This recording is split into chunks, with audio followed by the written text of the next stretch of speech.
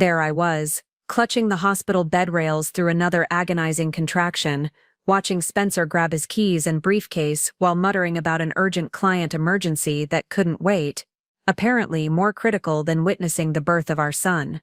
Little did I know that 8 months later, I'd be standing outside a suburban house in Phoenix, staring at a woman who looked exactly like me pushing a stroller with Spencer's unmistakable green eyes staring back at me, while I held the phone number that would not only expose his double life. Before we jump back in, tell us where you're tuning in from, and if this story touches you, make sure you're subscribed, because tomorrow I've saved something extra special for you. But completely obliterate the medical career he'd spent 15 years building. My name is Olivia Montgomery, and 6 months ago I thought I had the perfect life mapped out with surgical precision, which, given that I'm a cardiovascular surgeon at Seattle Methodist Hospital, seemed entirely appropriate. At 34, I was the youngest department head in the hospital's history, known for my steady hands and unshakable focus under pressure. My colleagues called me the Ice Queen, not out of malice, but because I never let emotion cloud my judgment, whether I was performing a 12-hour heart transplant or navigating hospital politics. That composure served me well in the operating room, but it completely failed me when it came to reading the man I married. Spencer Hartwell seemed like everything I thought I wanted in a partner. We met 3 years ago during a medical conference in Chicago, where he was presenting his groundbreaking research on pediatric cardiac procedures. While other doctors at the conference were focused on networking and self-promotion, Spencer was genuinely passionate about saving children's lives. He spoke about each case with an intensity that drew me in, describing complex procedures with the same reverence other people reserved for poetry. I was presenting my own research on minimally invasive valve replacement techniques, and after my session, Spencer approached me with questions that demonstrated he'd actually listened rather than simply waiting for his turn to speak. We ended up talking until the hotel bar closed, then continuing our conversation over coffee in the lobby until sunrise. It wasn't just professional attraction, though our shared dedication to cardiothoracic surgery created an immediate bond. It was the way he looked at me when I spoke about my work, like my ambitions were something to be celebrated rather than managed around. Most men I dated either felt intimidated by my career or expected me to eventually scale back for family life. Spencer was different. He encouraged me to apply for the department head position when it opened, helped me prepare for the interview, and celebrated harder than I did when I got the promotion. When he proposed 8 months later, he said he wanted to build a life with someone whose dreams were as big as his own. Our wedding was small but perfect, held at the Botanical Gardens in Seattle on a crisp October morning. Spencer's parents flew in from Portland, where his father was a retired surgeon and his mother taught nursing at Oregon Health Sciences University. They seemed to genuinely like me, though I noticed they asked careful questions about my family planning timeline. Spencer always deflected these conversations gracefully, saying we were focused on our careers for now, but would start a family when the time felt right. The time felt right 18 months ago when I discovered I was pregnant. Spencer's reaction was everything I'd hoped for, pure joy mixed with the methodical planning that made him such an excellent surgeon. He immediately started researching the best pediatricians in Seattle, converted our guest room into a nursery with built-in bookshelves that he assembled himself, and read every parenting book he could find with the same thoroughness he applied to medical journals. Our son is going to have the most prepared parents in medical history,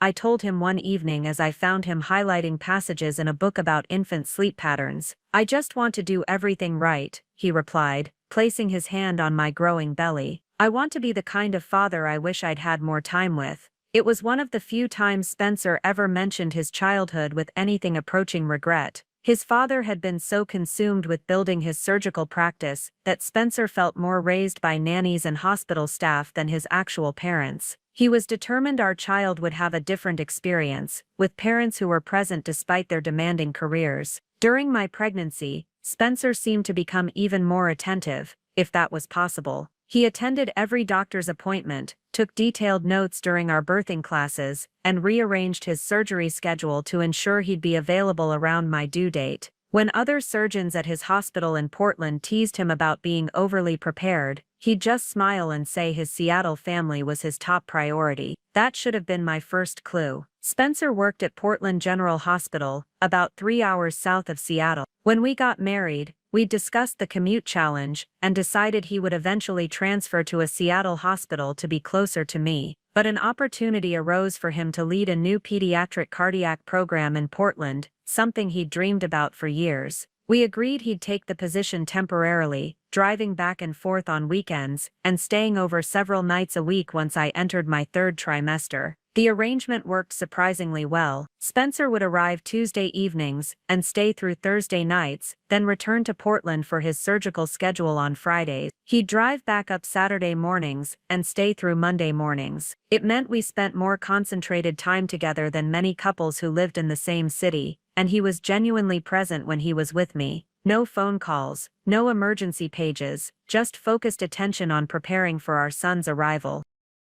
Looking back now, I realize how perfectly this schedule suited someone living a double life. 3 days a week in Portland, 4 days in Seattle, with built-in reasons for travel that I never questioned, because they were tied to his legitimate career advancement. But during my pregnancy, all I saw was a devoted husband making sacrifices for our family. When he couldn't find his favorite coffee mug one Tuesday morning, he shrugged it off, saying he must have left it at the hospital.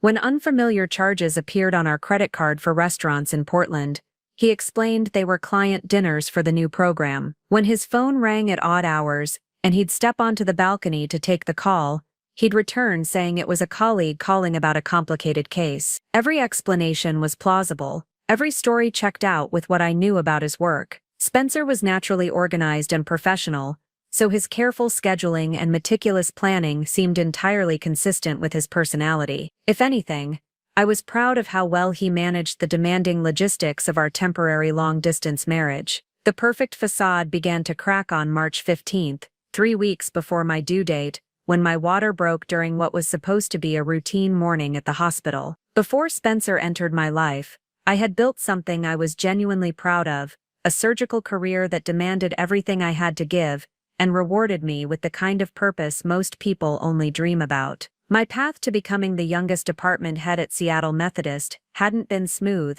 but every obstacle had taught me something valuable about persistence and precision. I grew up in Burlington, Vermont, where my father ran a small family practice, and my mother taught high school biology. They were supportive but practical people who encouraged my interest in medicine while warning me about the challenges women faced in surgery. "You'll have to be twice as good to get half the recognition," my mother told me when I announced my intention to pursue cardiothoracic surgery. "But if anyone can do it, you can." Medical school at Johns Hopkins was brutal but exhilarating. I thrived on the competition and the complexity, particularly drawn to cases where split-second decisions could mean the difference between life and death. My professors noticed my steady hands and unflappable demeanor under pressure. Dr. Elena Rodriguez, the chief of cardiothoracic surgery, became my mentor and eventually helped me secure a residency at Seattle Methodist. The residency years tested every limit I thought I had. 100-hour weeks, learning procedures that required both physical stamina and mental precision, navigating the subtle and not-so-subtle ways some colleagues questioned whether a woman belonged in their OR. I responded by outworking everyone, studying cases until I could perform procedures in my sleep, and maintaining the kind of professional composure that eventually earned their respect. My breakthrough case came during my 4th year of residency. A 6-year-old girl named Emma Chen was brought in with a rare congenital heart defect that required an experimental surgical approach. The attending surgeon was stuck in traffic due to a major accident, and Emma was deteriorating rapidly. Dr. Martinez, the senior resident supervising me, made the call that would define my career. "Olivia, you've studied this procedure more than anyone. We can't wait. Are you ready?" I was terrified and exhilarated in equal measure. For the next 7 hours, I carefully reconstructed Emma's tiny heart, drawing on every technique I'd learned, and several I improvised, based on my understanding of cardiac anatomy. When Emma opened her eyes in recovery and asked for her stuffed elephant, I knew I'd found my calling. That case led to my first published research on innovative approaches to pediatric cardiac surgery, which caught the attention of Dr. William Hayes, the department head at Seattle Methodist. He recruited me as an attending physician with the promise that I'd have opportunities to develop my own research program and teach the next generation of cardiac surgeons. For 5 years, I built a reputation for taking on the cases other surgeons deemed too risky. My success rate was exceptional, partly because I prepared obsessively for every procedure, and partly because I genuinely cared about each patient's outcome. Preparing and narrating this story took us a lot of time, so if you are enjoying it, subscribe to our channel. It means a lot to us. Now back to the story. When Dr. Hayes announced his retirement last year, I wasn't surprised to be offered his position, but I was honored by the confidence my colleagues showed in supporting my appointment. The promotion brought new challenges, administrative responsibilities, budget management, and the delicate politics of running a department full of brilliant, ego-driven surgeons. But it also gave me the platform to implement changes I'd been envisioning for years: more collaborative treatment planning, better support for residents dealing with the emotional toll of surgery, and research initiatives focused on improving outcomes for underserved populations. By the time I met Spencer, I was genuinely happy with my life. Busy, certainly, and sometimes lonely, but fulfilled in ways that made the sacrifices feel worthwhile. I had a beautiful condo overlooking Elliott Bay, a career that challenged me daily, and the kind of financial independence that meant I could make decisions based on what felt right, rather than what felt safe. The American Association of Cardiothoracic Surgery's annual conference in Chicago was one of those professional obligations I actually enjoyed. 3 days of presentations, networking, and learning about cutting-edge developments in my field. This particular year, I was presenting research on a new valve replacement technique that reduced recovery time by 40%, work I'd been developing for 2 years. My presentation was scheduled for Saturday afternoon in the main auditorium. I'd practiced until I could deliver it flawlessly, but I still felt the familiar pre-presentation nerves as I checked my slides one final time. The auditorium was packed with some of the most respected cardiac surgeons in the country, and I knew this research could establish me as a thought leader in minimally invasive techniques. The presentation went better than I'd hoped. Questions from the audience were engaged rather than challenging, and several colleagues approached me afterward to discuss potential collaborations. I was gathering my materials when a voice behind me said, "Dr. Montgomery, that was remarkable work on valve replacement. I'd love to discuss how it might apply to pediatric cases." I turned to see a man about my age with dark hair and striking green eyes, wearing a perfectly tailored navy suit that somehow made him stand out, even in a room full of well-dressed doctors. What struck me immediately wasn't his appearance, though he was undeniably handsome, but the genuine interest in his expression as he waited for my response. "Thank you," I replied, extending my hand. "I'm always interested in pediatric applications." "Spencer Hartwell," he said, shaking my hand with exactly the right pressure, firm but not aggressive. "I'm developing a pediatric cardiac program at Portland General. Your technique could be revolutionary for our younger patients, if the scaling works." Most doctors who approached me after presentations had their own agenda, wanting to discuss their research, propose collaborations that would primarily benefit them, or simply network for networking's sake.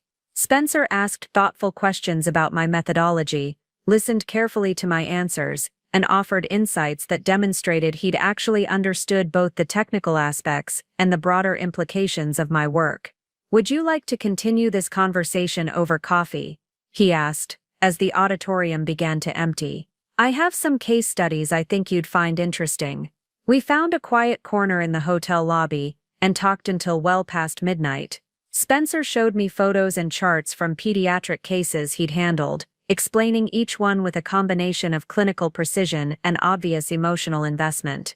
When he described a 7-year-old boy whose life he'd saved with an innovative surgical approach, his eyes lit up in a way that reminded me why I'd chosen medicine in the first place. "It's not just about the technical achievement," he said, showing me a follow-up photo of the child playing soccer. "It's about giving kids the chance to have normal childhoods, normal futures." I found myself sharing cases I rarely discussed outside medical journals, the ones that had kept me awake at night, the patients whose faces I still remembered years later. Spencer listened with the kind of attention that made me feel heard rather than simply polite. When we finally said goodnight, he handed me his business card with a handwritten note on the back. "I'd love to learn more about your research, and about you." The morning after our Chicago conversation, I found myself doing something completely out of character, checking my phone every few minutes to see if Spencer had texted. By noon, I was questioning whether I'd misread the connection between us. Then my phone buzzed with a message that made me smile despite myself. Still thinking about your valve technique. Also still thinking about you. Dinner tonight if you're free? That dinner stretched into a walk along Lake Michigan, then coffee at a 24-hour diner, where we talked until the sun came up. Spencer was unlike anyone I'd dated before. He asked about my childhood in Vermont, my medical school experiences, my long-term research goals. But more than that, he seemed genuinely interested in my answers rather than simply waiting for his turn to speak. I have a confession, he said, as we watched the sunrise over the lake. When I approached you yesterday, it wasn't just about your research. I've been following your work for over a year. That case study you published on treating cardiac complications in premature infants, it changed how I approach similar cases. I was flattered but also intrigued. Why didn't you reach out before? Spencer smiled sheepishly. Professional intimidation. You have this reputation as someone who doesn't suffer fools gladly. I wasn't sure if my questions would meet your standards. And now I think you might be worth the risk of looking foolish. We exchanged numbers that morning, and what followed was the kind of long-distance courtship that felt both old-fashioned and perfectly modern. Spencer would call between surgeries, and we'd discuss everything from complex medical cases, to favorite books, to childhood memories. He sent thoughtful texts, photos of interesting cloud formations, when he knew I was having a difficult day, articles about research developments he thought I'd find fascinating, simple good morning messages that brightened my commute. 3 weeks after Chicago, Spencer flew to Seattle for the weekend. I'd offered to show him the city, but honestly I was nervous about transitioning from phone conversations to spending extended time together. What if the chemistry didn't translate? What if we ran out of things to talk about? My concerns evaporated the moment I saw him walking through the airport arrivals gate. He looked exactly as I remembered, tall, confident, those remarkable green eyes scanning the crowd until they found me. But it was his smile when he spotted me that erased any lingering doubts. Pure, uncomplicated joy. Dr. Montgomery, he said, wrapping me in a hug that felt perfectly natural, despite the fact that we'd never been physically affectionate before. You look even better than I remembered. That weekend established the pattern for our relationship. Spencer was thoughtful in ways I'd never experienced.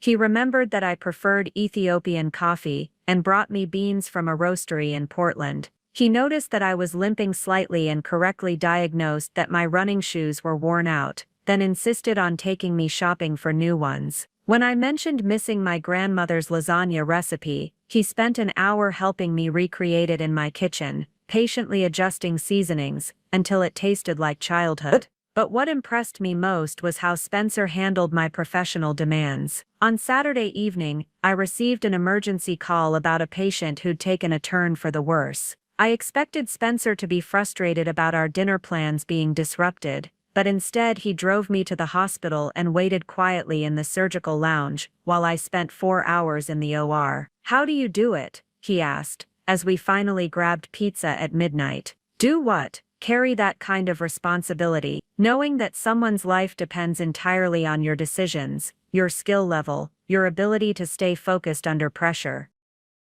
It was a question I'd been asked before, usually by people who wanted me to acknowledge how stressful or difficult my job was. Spencer seemed genuinely curious about the psychological aspects of what I did. I think about it like solving a puzzle, I explained.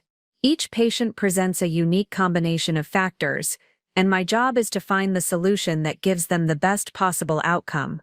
The pressure keeps me sharp. Spencer nodded thoughtfully.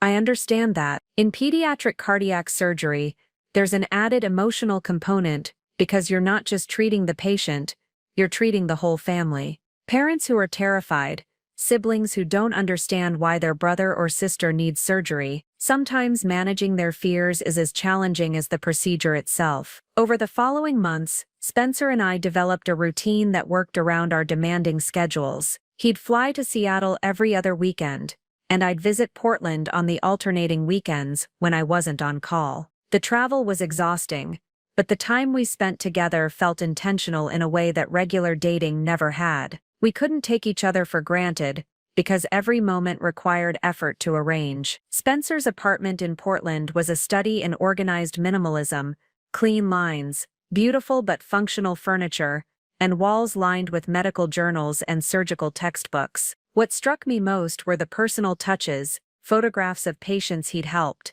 thank you letters from families, and a shelf dedicated to books about child development and educational psychology. Planning ahead? I asked, gesturing toward the parenting books. I've always known I wanted kids, Spencer replied.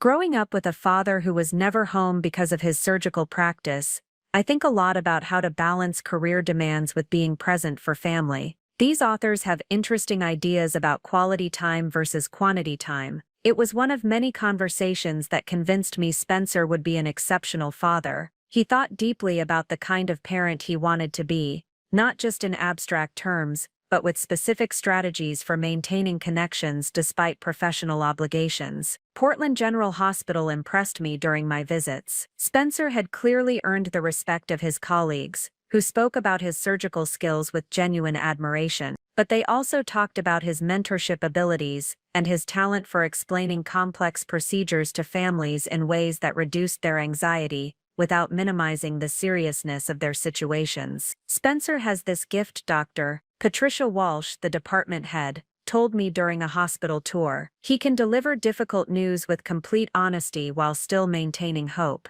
Parents trust him because they know he's telling them the truth, but they also feel confident that he'll do everything possible for their children. Watching Spencer work confirmed Dr. Walsh's assessment. I observed him consulting with parents whose 8-year-old daughter needed a complex heart repair. Spencer explained the procedure using simple analogies, drew diagrams to illustrate what he'd be doing, and answered every question with patience and clarity. When the mother started crying, Spencer handed her tissues and waited quietly until she was ready to continue the conversation. That's exactly how I want to be treated when I'm the patient, I told him later. It's how everyone deserves to be treated, Spencer replied. Medicine is intimidating enough without doctors making it worse by being condescending or rushed. After 8 months of long-distance dating, Spencer brought up the future during one of my Portland visits. We were cooking dinner together in his kitchen when he said, "I've been thinking about applying for positions in Seattle." I looked up from chopping vegetables, surprised by how much relief I felt. Really?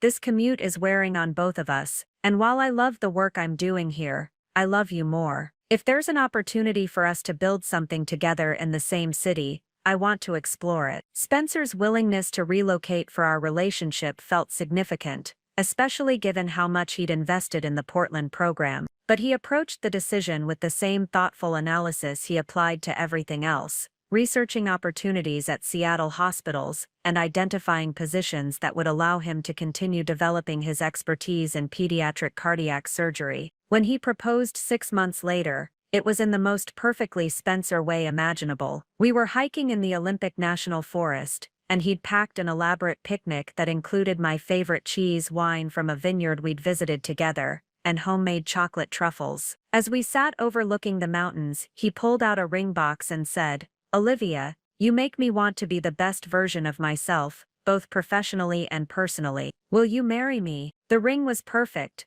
a classic solitaire setting with a diamond that caught the afternoon light beautifully. But what moved me most was the way Spencer's hands shook slightly as he slipped it onto my finger, revealing how much my answer mattered to him despite his confident proposal. "Yes," I said, and meant it completely. Our wedding in October was everything I'd dreamed of: intimate, elegant, and perfectly orchestrated. We chose the Seattle Japanese garden, with its stunning fall foliage providing a backdrop that felt both romantic and serene. Spencer's parents flew in from Portland, and I was struck by how warmly they welcomed me into their family. His father, Dr. Marcus Hartwell, was a distinguished-looking man who shared Spencer's green eyes and careful way of speaking. His mother, Carrie Hartwell, was a retired pediatric nurse who immediately understood the demands of our profession and seemed genuinely excited about having another medical professional in the family. "Spencer has talked about you nonstop for months," Carrie told me during the rehearsal dinner. "It's wonderful to see him so happy. He's always been driven professionally, but with you, he seems more complete. Spencer had indeed secured a position at Seattle Children's Hospital, leading their new minimally invasive cardiac surgery program. It was exactly the kind of opportunity he'd been working toward, and I felt proud that our relationship had created the motivation for him to pursue it. His new role required him to split time between Seattle Children's and consulting at Portland General twice a month to help transition his former patients. But we both saw this as temporary. The first year of marriage exceeded my already high expectations. Spencer approached our relationship with the same meticulous attention he brought to surgery. He remembered important dates, planned thoughtful surprises, and consistently made time for us despite our demanding schedules. When I had to work late, he'd show up at the hospital with dinner from my favorite restaurant. When he had early morning surgeries, I'd wake up to find coffee already brewed and a sweet note on the kitchen counter. We bought a house in Queen Anne, a beautiful craftsman-style home with a view of the Sound and enough space for Spencer's extensive medical library and my collection of art books. Decorating together revealed how well our tastes complemented each other. I favored clean, modern lines, while Spencer appreciated classic, comfortable pieces. The result was a home that felt sophisticated but welcoming. Spencer's transition to Seattle Children's went smoothly, though he maintained his consulting relationship with Portland General longer than we'd initially planned. They're having trouble finding someone with my specific expertise, he explained when the twice-monthly trips stretched into his 6th month at the new hospital. Dr. Rodriguez asked if I could continue for another few months while they search for a permanent replacement. I understood professional obligations, so I didn't question the extended timeline. If anything, I was proud that Spencer's expertise was valued enough that Portland General wanted to retain his services, even after he'd officially left. When I discovered I was pregnant 15 months after our wedding, Spencer's reaction was everything I'd hoped for. He swept me into his arms, spun me around our kitchen, and immediately started planning everything from nursery colors to college savings accounts.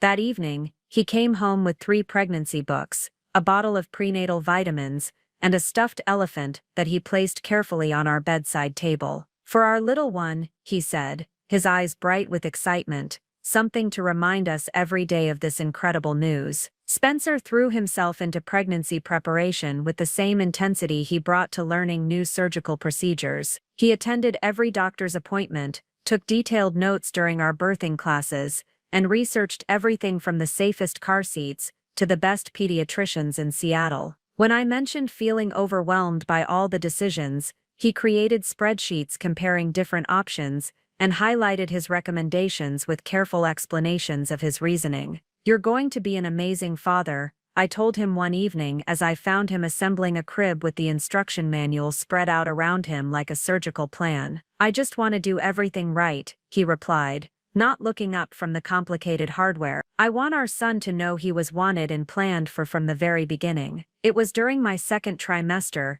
that I began noticing subtle changes in Spencer's routine. The Portland consulting trips, which had been scheduled predictably every other week, became less regular. Sometimes he'd leave on a Tuesday instead of Wednesday, or return a day earlier than planned. When I asked about the schedule changes, Spencer had reasonable explanations. "They're having staffing issues," he'd say, or Dr. Rodriguez needed me to cover an emergency case. His phone habits also shifted slightly. Spencer had always been considerate about not taking work calls during our personal time, but he began stepping out of the room more frequently when his phone rang. He'd return a few minutes later with brief explanations about patient consultations or scheduling coordination. "Sorry, that was the Portland team about tomorrow's case," he'd say, slipping his phone back into his pocket. "You know how complicated it gets when you're managing patients at 2 different hospitals." I did know, actually. My own position required constant coordination between different departments, so Spencer's increased phone time seemed entirely reasonable. If anything,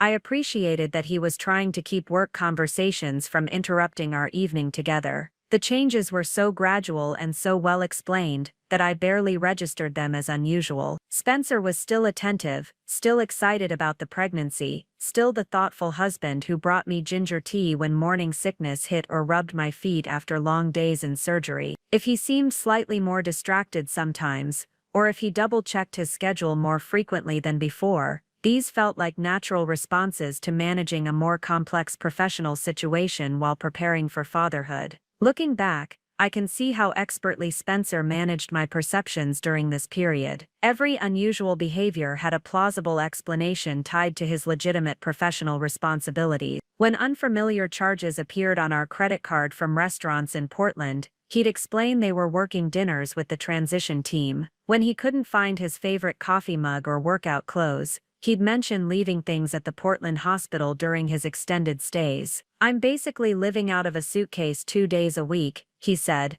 when I found his prescription sunglasses missing from their usual spot. "I probably left them in the Portland call room again." The explanations were so consistent with what I knew about his work situation that questioning them felt unnecessary and slightly paranoid. Spencer had never given me reason to doubt his honesty, and the demands of managing patients at 2 different hospitals provided convenient cover for any scheduling irregularities or misplaced items. My pregnancy also created a natural shift in our relationship dynamics that made Spencer's occasional absences less noticeable. As I grew larger and more tired, I was content to spend quiet evenings at home rather than going out to dinner or attending social events.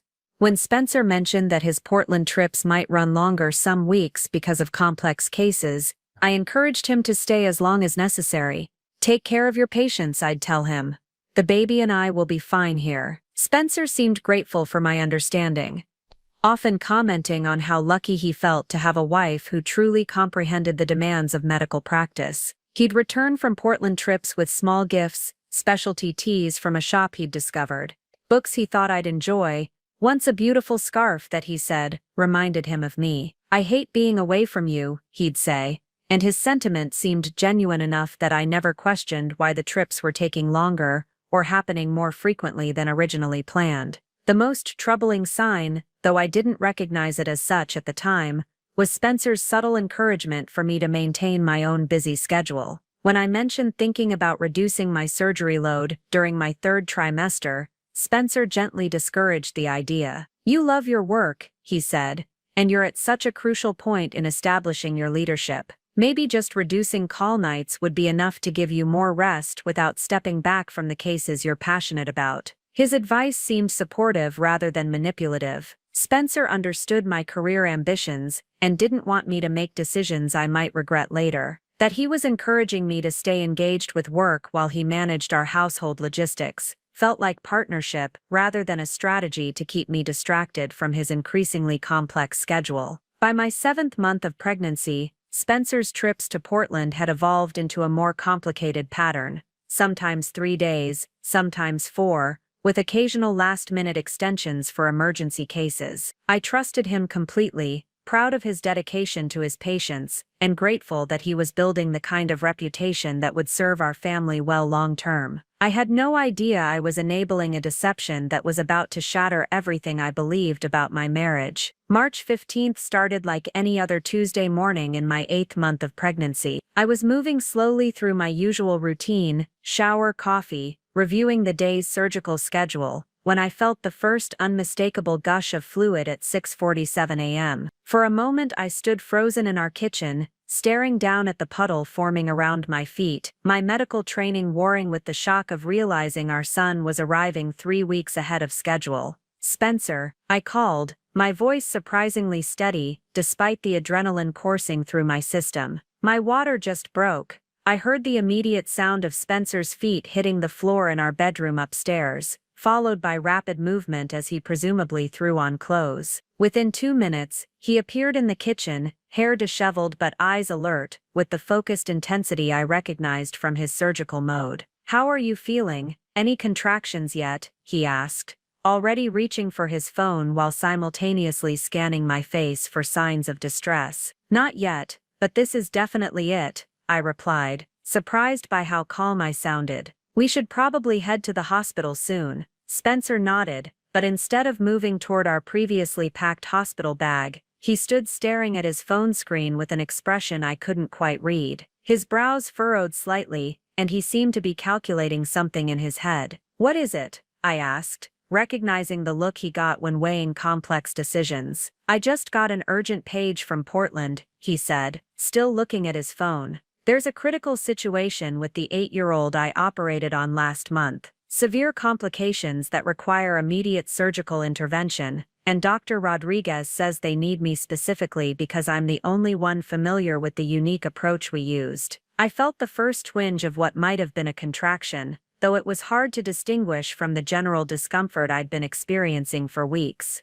"How urgent?" Spencer ran his hand through his hair, a gesture I recognized as his way of processing stress. "Life-threatening urgent. The child is deteriorating rapidly, and they need me there within 2 hours to have the best chance of saving him." The rational part of my mind understood the impossible position Spencer was facing. As a surgeon myself, I knew the weight of being the only person capable of saving a patient's life. I also knew that my labor could easily last 12 to 15 hours, especially with a first pregnancy. Spencer could potentially drive to Portland, perform the emergency surgery, and return before our son actually arrived. "Go," I said, the word coming out more confidently than I felt. "I'll call my mother to come stay with me, and if things progress faster than expected, I'll have the hospital call you immediately." Spencer looked genuinely torn, his eyes moving between his phone and my face. "Are you sure? I hate the idea of leaving you alone right now. I'm a doctor, Spencer.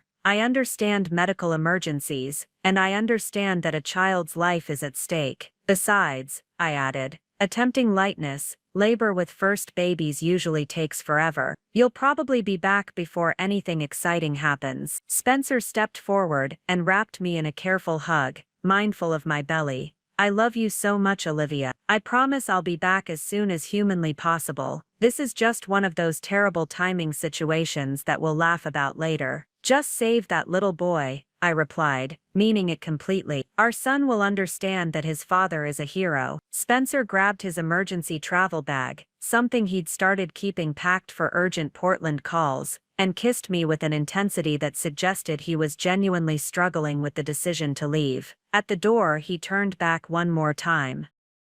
"Call me the moment anything changes. I don't care if I'm in surgery, they'll get me out if you need me." I watched his car disappear down our street, then immediately called my mother in Vermont to let her know the situation. She was supportive and practical, as always, offering to fly out immediately if needed. I also called Dr. Sarah Chen, my obstetrician, who told me to come in for monitoring but agreed that early labor could easily last long enough for Spencer to handle his emergency and return. The contractions started in earnest around 10 a.m., still manageable but definitely establishing a pattern. I drove myself to Seattle Methodist, texting Spencer regular updates as I went. His responses came sporadically, brief messages about traffic, then a longer gap while he was presumably dealing with the emergency surgery. "In surgery now, thinking of you every moment, love you both," came through at 11:30 a.m. The hours that followed blurred together in the strange suspended reality of early labor.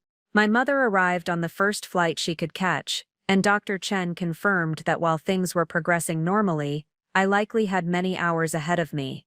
I was comfortable with this timeline, confident that Spencer would return before the critical moments of delivery. But as afternoon turned to evening and my contractions intensified, Spencer's communication became increasingly sporadic. The responses to my texts took longer to arrive, and when I called his phone directly, it went straight to voicemail. I told myself he was still in surgery, that the case was more complicated than anticipated, that he was simply focused on saving a child's life. "Still in OR, surgery more complex than expected. How are you doing?" Arrived at 6 p.m. By 8 p.m., when Dr. Chen informed me that I was approaching transition, the most intense phase of labor, I was starting to feel genuinely concerned about Spencer's absence. I'd been in labor for over 12 hours, and even the most complex pediatric cardiac surgery shouldn't take that long. I tried calling Spencer's hospital directly, but the person who answered said they couldn't provide information about ongoing surgeries to non-family members. When I identified myself as Dr. Hartwell's wife and explained that I was in labor, they promised to relay an urgent message. "He'll call as soon as he's out of surgery," the nurse assured me. "These emergency cases can be unpredictable, but I'll make sure he knows you need to speak with him immediately." At 9:30 p.m., as I entered the pushing phase of labor, Spencer's phone finally rang. I grabbed it between contractions, desperate to hear his voice and get an update on when he might arrive. "Spencer, thank God," I gasped. "The baby's coming soon. How much longer until you can get here?" But instead of Spencer's familiar voice, I heard a woman speaking in the background, and what she said made my blood run cold. "Honey, dinner's ready. Are you coming down, or should I bring your plate up to the office?"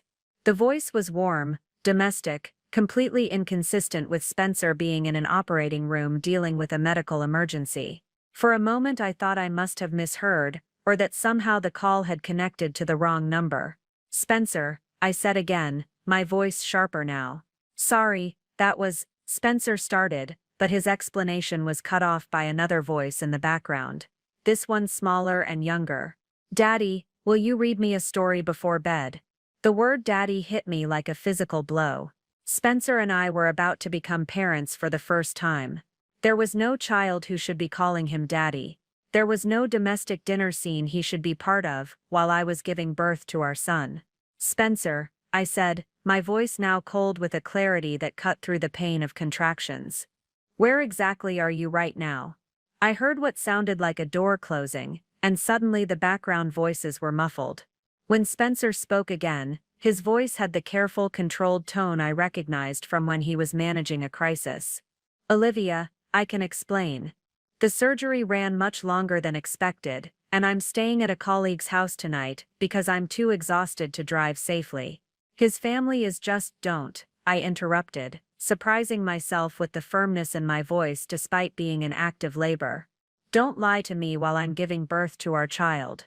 The silence that followed confirmed what I already knew in my heart. Spencer wasn't at a hospital, he wasn't saving a child's life. He was in someone's home being called to dinner and asked to read bedtime stories, while I labored alone to bring our son into the world. "I have to go," I said quietly. "Our son is being born now, with or without you."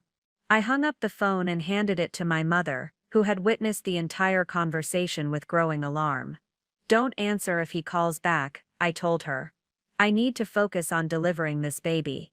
At 11:42 p.m., Marian James Montgomery was born, 6 pounds, 4 ounces, with Spencer's green eyes and a lusty cry that announced his healthy arrival to the world. As I held my son for the first time, feeling the overwhelming rush of love and protectiveness that every parent describes, but no one can truly prepare you for, I made a silent promise. Marian would grow up knowing the truth about his father, but he would never doubt his own worth because of Spencer's choices. Whatever Spencer was hiding, whatever family he was apparently part of while abandoning ours, I would uncover it all and ensure my son was protected from the fallout. The betrayal was devastating, but it was also clarifying. The Spencer I thought I'd married was a fiction, and it was time to discover who I'd actually been living with for the past 3 years. Spencer arrived at the hospital at 3:17 a.m., nearly 4 hours after Marian's birth. I was awake, holding our son and trying to process the seismic shift that had occurred, not just in becoming a mother, but in discovering that my husband had been somewhere else entirely during the most important moment of our lives together. When Spencer walked into the room, his appearance told a story that didn't match his supposed emergency surgery narrative. His clothes were wrinkled but not surgical scrubs. His hair looked like he'd been sleeping, not standing over an operating table for 15 hours. Most tellingly, he smelled faintly of unfamiliar laundry detergent, a clean floral scent that was nothing like the unscented hypoallergenic brand we used at home. "Olivia," he breathed, his eyes immediately going to Marian sleeping in my arms. "I'm so sorry I missed it. The surgery was incredibly complex, and then I was so exhausted I couldn't safely make the drive back."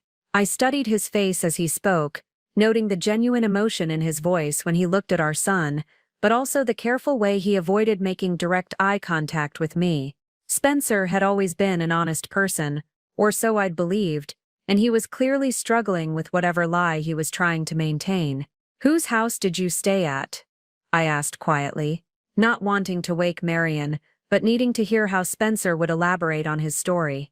"Doctor," Rodriguez's, Spencer replied quickly. He insisted I not drive when I was so tired, and his wife made dinner while I cleaned up after surgery. The explanation was plausible, but something about Spencer's delivery felt rehearsed. Doctor. Patricia Rodriguez was Spencer's mentor at Portland General, and it would be natural for her to offer hospitality to an exhausted colleague. But the domestic scene I'd overheard on the phone, the casual honey dinner's ready, and the child asking for bedtime stories hadn't sounded like a professional courtesy extended to a visiting surgeon. "Can I hold him?" Spencer asked, and I saw his hands tremble slightly as I transferred Marian to his arms. Whatever else was happening, Spencer's love for our son was unmistakably real. His eyes filled with tears as he looked down at Marian's tiny face, and he whispered, "He's perfect, Olivia. Absolutely perfect." For the next 3 days in the hospital, Spencer was the model of devotion. He handled diaper changes with surprising competence, brought me meals from my favorite restaurants, and seemed genuinely committed to making up for missing the birth. When friends and colleagues visited, he proudly showed off Marian and told the story of the emergency surgery that had kept him away, expressing regret but also professional obligation in a way that made everyone nod sympathetically. But I found myself watching Spencer with new eyes, noticing small details I'd previously overlooked. When his phone rang, he still stepped out to take calls, but now I paid attention to how long these conversations lasted and what mood he was in when he returned. When he mentioned needing to extend his next Portland trip by a day to follow up on his emergency patient, I noted the slight tension in his voice that suggested this wasn't a purely medical decision. Bringing Marian home marked the beginning of what should have been the happiest period of our marriage. Spencer took 2 weeks of paternity leave, during which he was attentive and helpful in ways that almost convinced me I'd misinterpreted the strange phone call during labor. He got up for middle-of-the-night feedings, researched everything from sleep schedules to developmental milestones, and seemed genuinely enthusiastic about every aspect of fatherhood. I never knew I could love someone this much this instantly, he told me one evening as we watched Marian sleep in his bassinet. It's like my heart suddenly got bigger. These moments of authentic connection made me question my suspicions. Spencer's love for Marian was clearly genuine, and his care for me during recovery seemed motivated by real concern rather than guilt. Maybe the strange phone call had been exactly what he'd explained, an exhausted colleague staying with a mentor's family after a difficult surgery. But when Spencer returned to work and resumed his Portland consulting schedule, the patterns that had seemed normal during my pregnancy began to feel more pointed. His trips, which had been predictably every other week, became irregular again. He'd mentioned needing to travel on unexpected days, or staying longer because of patient complications. "The transition to the new surgeon is taking longer than expected," Spencer explained when his standard 2-day trip extended to 4 days. "Rodriguez needs me to be available for follow-up consultations with the families I worked with." The explanation made professional sense, but I found myself paying closer attention to Spencer's behavior before and after these trips. He was more careful about packing, double-checking that he had everything he needed. He started keeping a separate phone charger in his travel bag, claiming his regular one had broken during a particularly busy period at the hospital. "You're being very organized," I commented one evening as I watched him methodically pack for what should have been a routine consulting trip. "Sleep deprivation is making me forgetful," Spencer replied with a smile. "I figure if I pack the same way every time, I'm less likely to leave something important behind." His reasoning was logical, but something about the precision of his packing felt different from Spencer's usual efficient but relaxed approach to travel. What concerned me most were the subtle changes in Spencer's phone habits. During my pregnancy, his increased phone time had seemed tied to managing patients at 2 hospitals. But now, with Marian requiring so much attention and Spencer supposedly transitioning away from his Portland responsibilities, the private phone conversations continued. Spencer would step onto our back deck or into his home office, speaking in low tones that made me strain to hear even when I wasn't intentionally listening. When I asked about these calls, his explanations varied. "Insurance coordination for one of my Portland patients," he'd say, or consulting on a case with Dr. Rodriguez, or hospital administration issues that are boring but necessary. Each explanation was plausible in isolation, but the frequency of these private conversations seemed excessive for someone who was supposedly reducing his involvement with Portland General. Spencer had always been considerate about not taking work calls during family time, but now these interruptions were becoming routine. One evening, while Spencer was giving Marian a bath, his phone rang on the kitchen counter. I glanced at the screen and saw a name I didn't recognize. Eva M. The call went to voicemail, and when Spencer emerged from the bathroom with a freshly diapered Marian, I mentioned it casually.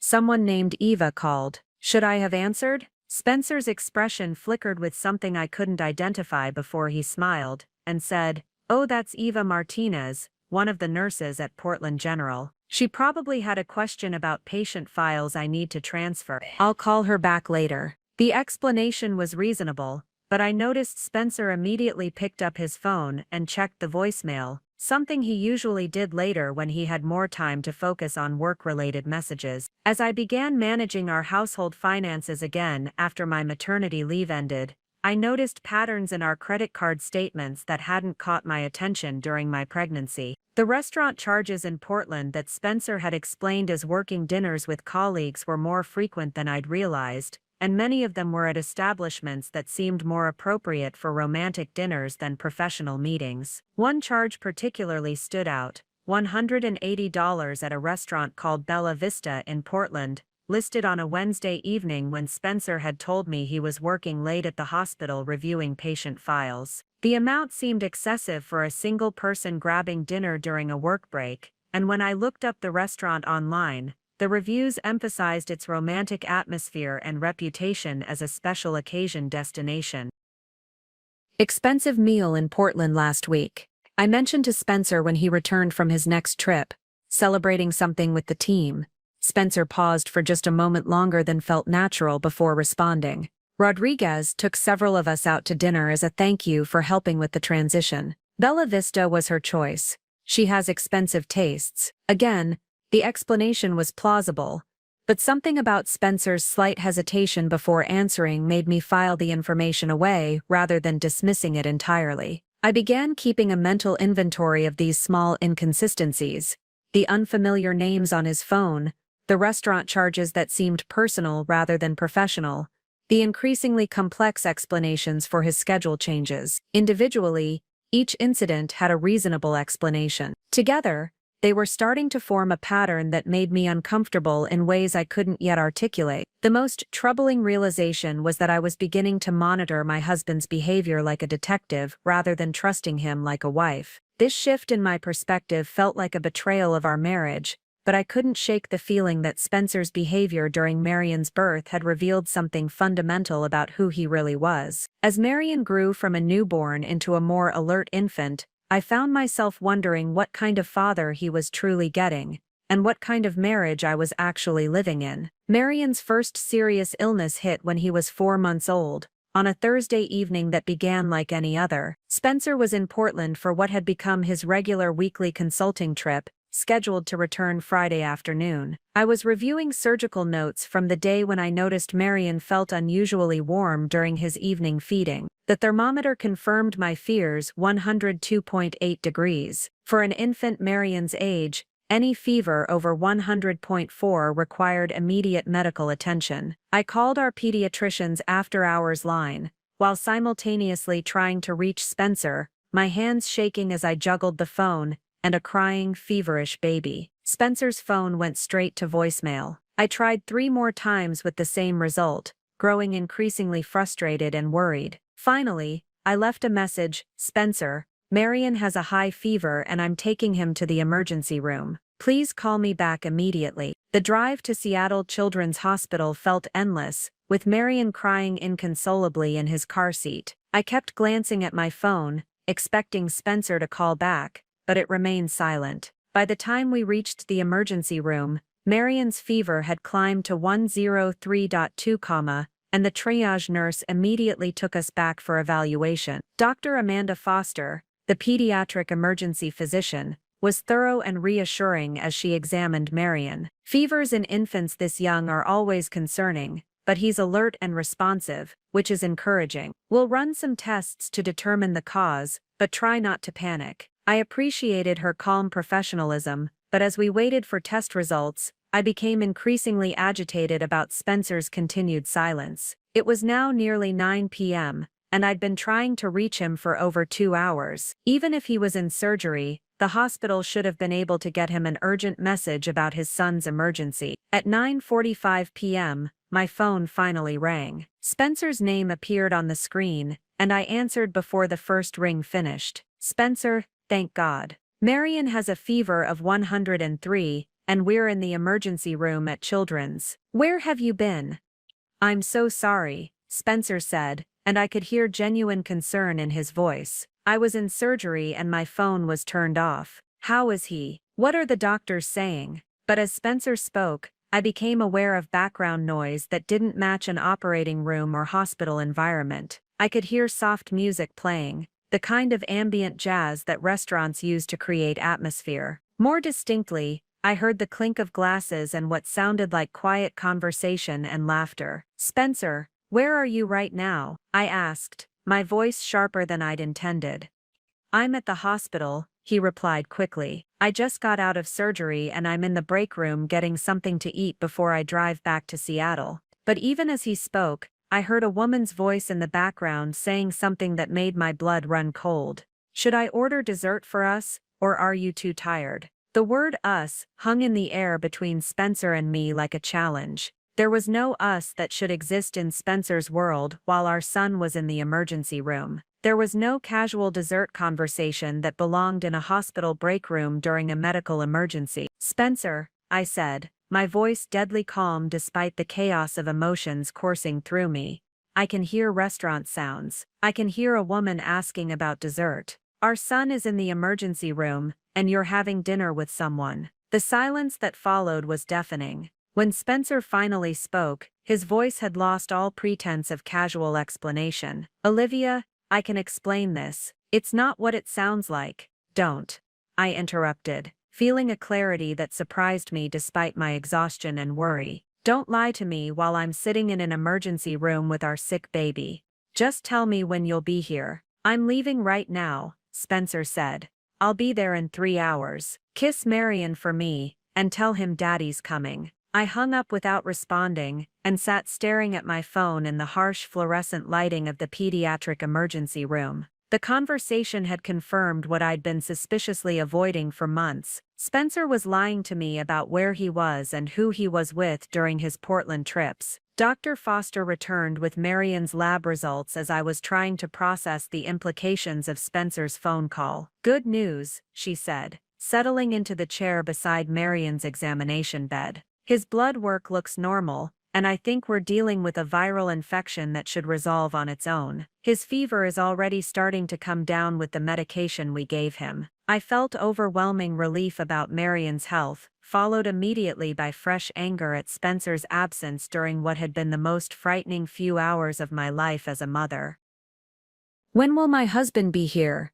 Dr. Foster asked, noting the space for a second parent signature on Marian's discharge papers. He's driving from Portland, I replied, trying to keep my voice neutral. He should be here in a few hours. Dr. Foster nodded sympathetically. Long-distance medical work is challenging for families. We see it often with doctors who consult at multiple hospitals. Her assumption that Spencer was engaged in legitimate medical work, while I'd heard clear evidence of a dinner date, made me feel complicit in his deception. I found myself wondering how many times I'd unknowingly provided cover for Spencer's lies by accepting his explanations without question. Spencer arrived at the hospital at 1:30 a.m., looking genuinely distraught as he rushed into Marian's room. His concern for our son was unmistakably real.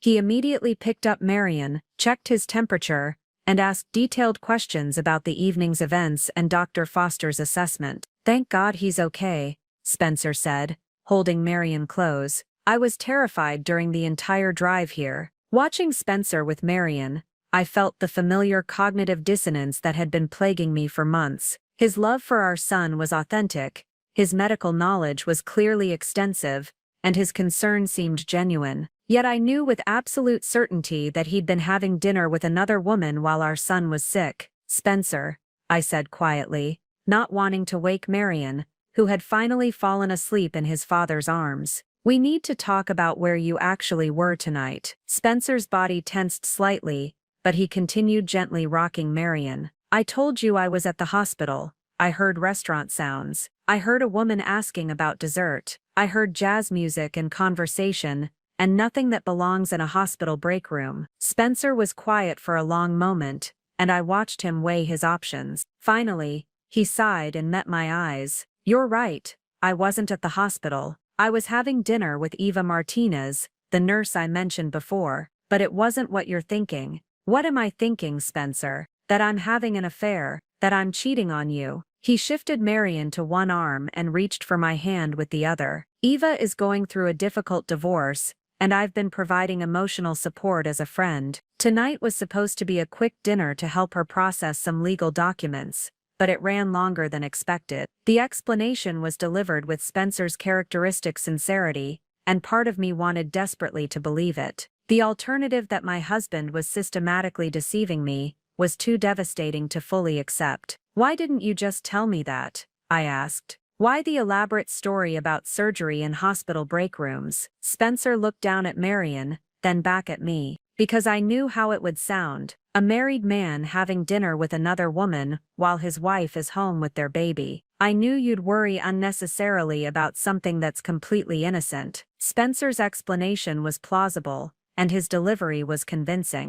But something fundamental had shifted during Marian's illness. For the first time in our marriage, I'd caught Spencer in an outright lie, and his justification, protecting me from unnecessary worry, felt like a rationalization rather than a valid reason. As we drove home from the hospital with Marian sleeping peacefully in his car seat, I found myself analyzing every aspect of Spencer's story. If Eva Martinez was going through a divorce and needed professional guidance, why was Spencer the appropriate person to provide it? Why did their dinner require the kind of ambient restaurant setting I'd heard in the background? And most importantly, why had Spencer's first instinct been to lie, rather than simply explain the situation honestly? I love you, Olivia, Spencer said, as we pulled into our driveway. I know tonight was confusing and scary, but I need you to know that you and Marian are the most important things in my life. I love you too, I replied automatically,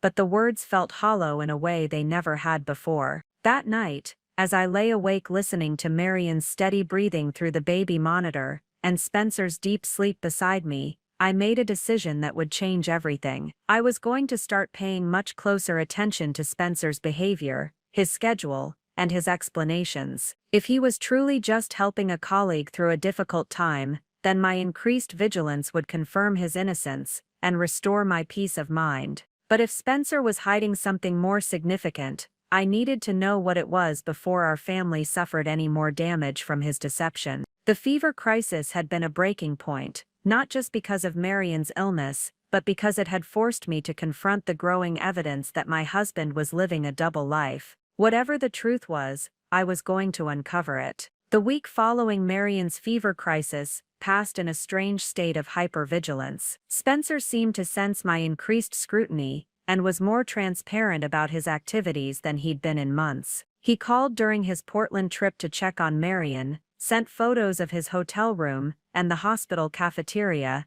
and returned home a day earlier than planned. I missed you both too much to stay the extra day, he said, when he walked through our door Thursday evening instead of Friday afternoon. Besides, Dr. Rodriguez's transition is nearly complete. I think I can start reducing these trips soon. His thoughtfulness should have been reassuring, but instead it felt calculated. Spencer had always been considerate, but this level of documentation felt like someone trying to establish an alibi rather than a husband naturally sharing his day. I waited until the following Tuesday morning, after Spencer had left for what he described as a routine day at Seattle Children's Hospital, to begin my investigation in earnest. Marian was at daycare, giving me several uninterrupted hours to search for evidence of whatever Spencer was hiding. I started with his home office, a space I rarely entered since it was primarily used for medical journals and administrative work. Spencer was naturally organized, but as I systematically went through his desk drawers,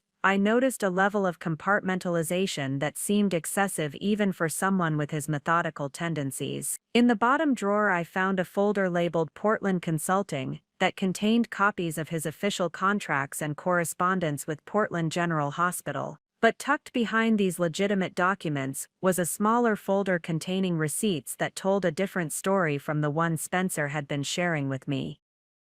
The receipts painted a picture of someone living a much more personal life in Portland than professional consulting would require. There were charges for grocery stores, not just restaurants. A receipt from a pharmacy for children's fever reducer, dated 2 weeks before Marian's illness. Most damning, a receipt from a toy store for items that had never appeared in our home, a wooden puzzle for ages 2–3 and a picture book called Daddy's Little Helper. My hands trembled as I photographed each receipt with my phone, creating evidence of what was becoming an undeniable pattern. Spencer wasn't just having dinner with a colleague going through a divorce. He was shopping for a child who called him Daddy, a child who wasn't Marian. The most revealing discovery came in a manila envelope marked insurance documents. Mixed in with our legitimate family health insurance papers was a completely separate insurance card bearing Spencer's name, but listing dependents I'd never heard of. Eva Martinez and Jensen Martinez, age 3. I stared at the insurance card for several minutes, trying to process its implications. Spencer had financial responsibility for a woman and child in Portland. He was buying toys and medicine for a 3-year-old who wasn't his son with me. Most devastating of all, this arrangement had been in place for years. The insurance card was dated 2 years before Marian's birth. Spencer's laptop was password protected, but I knew his habits well enough to guess his login. Marian's birth date followed by the letters LF for loving father. His email revealed the surface of a much deeper deception. Most of Spencer's recent emails were routine medical correspondence, but his deleted folder contained messages that shattered any remaining illusions about his Portland activities. Email exchanges with Eva Martinez weren't about divorce proceedings or professional consultation. They were domestic communications between partners managing a shared life. Jensen's preschool wants to meet with both parents about his reading progress. Can you make Thursday at 3 p.m.? Eva had written 3 weeks earlier. Spencer's response, I'll adjust my schedule. Thursday visits are important for maintaining consistency with him. Another exchange from the previous month showed Spencer apologizing for missing what he called Jensen's bedtime story night because of unexpected Seattle obligations. The terminology was chilling. Spencer referred to his time with Marian and me as Seattle obligations, while his communications with Eva suggested a primary family life in Portland that he was carefully protecting from disruption. In Spencer's photos folder, I found albums labeled with medical conference names and hospital events, but also a hidden folder buried deep in his file system titled PDX Family. The photos inside documented a parallel life I could never have imagined. Spencer pushing a small boy with dark hair on a playground swing. The same child who looked remarkably like Marian but older, sitting on Spencer's lap while reading a book. Eva Martinez, a pretty woman with warm eyes and a genuine smile, serving birthday cake to Spencer and the little boy, with Happy 3rd Birthday Jensen written in blue frosting. The most devastating photo showed Spencer, Eva and Jensen dressed up for what appeared to be a family portrait session. They looked happy, natural, like a family that had been together for years. In the corner of the photo, I could see the edge of what appeared to be a Christmas tree, suggesting this image had been taken during the holidays when Spencer had told me he was attending medical conferences. Each photo was time-stamped, allowing me to cross-reference Spencer's fabricated schedule with the reality of his Portland life. The playground photo was taken on a Tuesday afternoon, when Spencer had told me he was reviewing patient files. The birthday party had occurred during a weekend, when Spencer claimed he was covering emergency surgeries for a colleague.